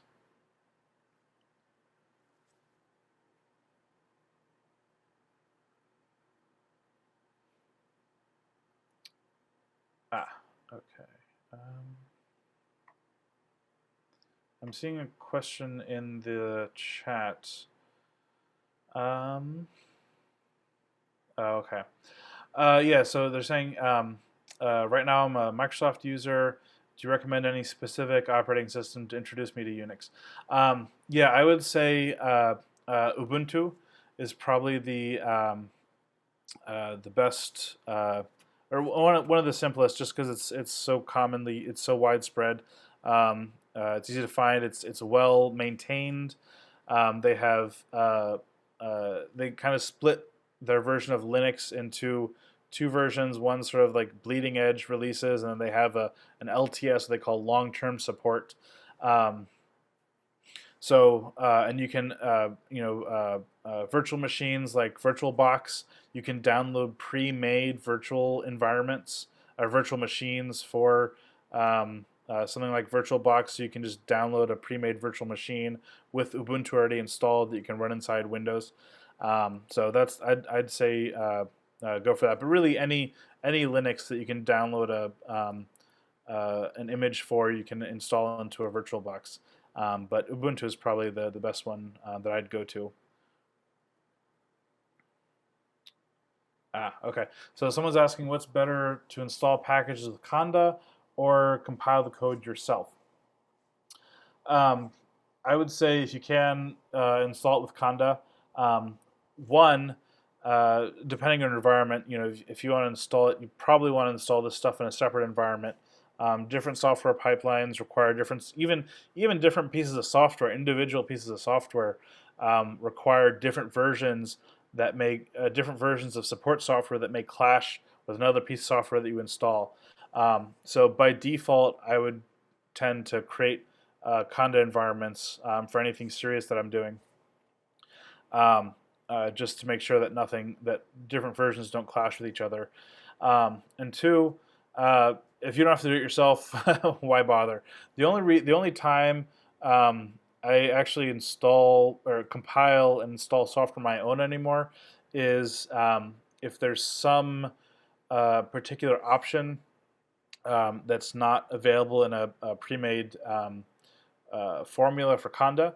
So, for example, like I mentioned, when MegaHit used to support GPU processing, but you had to compile it separately. So there may or may not have been a Conda formula for installing the GPU version of MegaHit.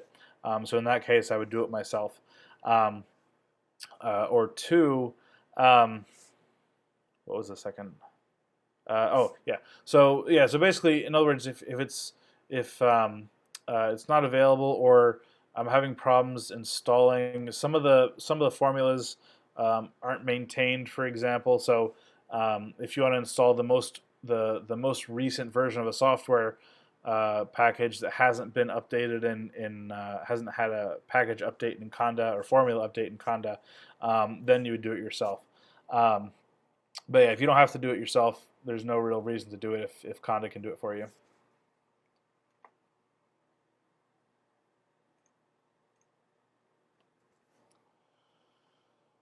Okay. All right, that may have been the last question.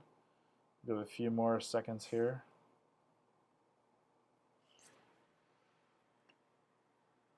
Okay, last call. Last call. Okay, well, looks like there are no more questions, so thank you all again for attending.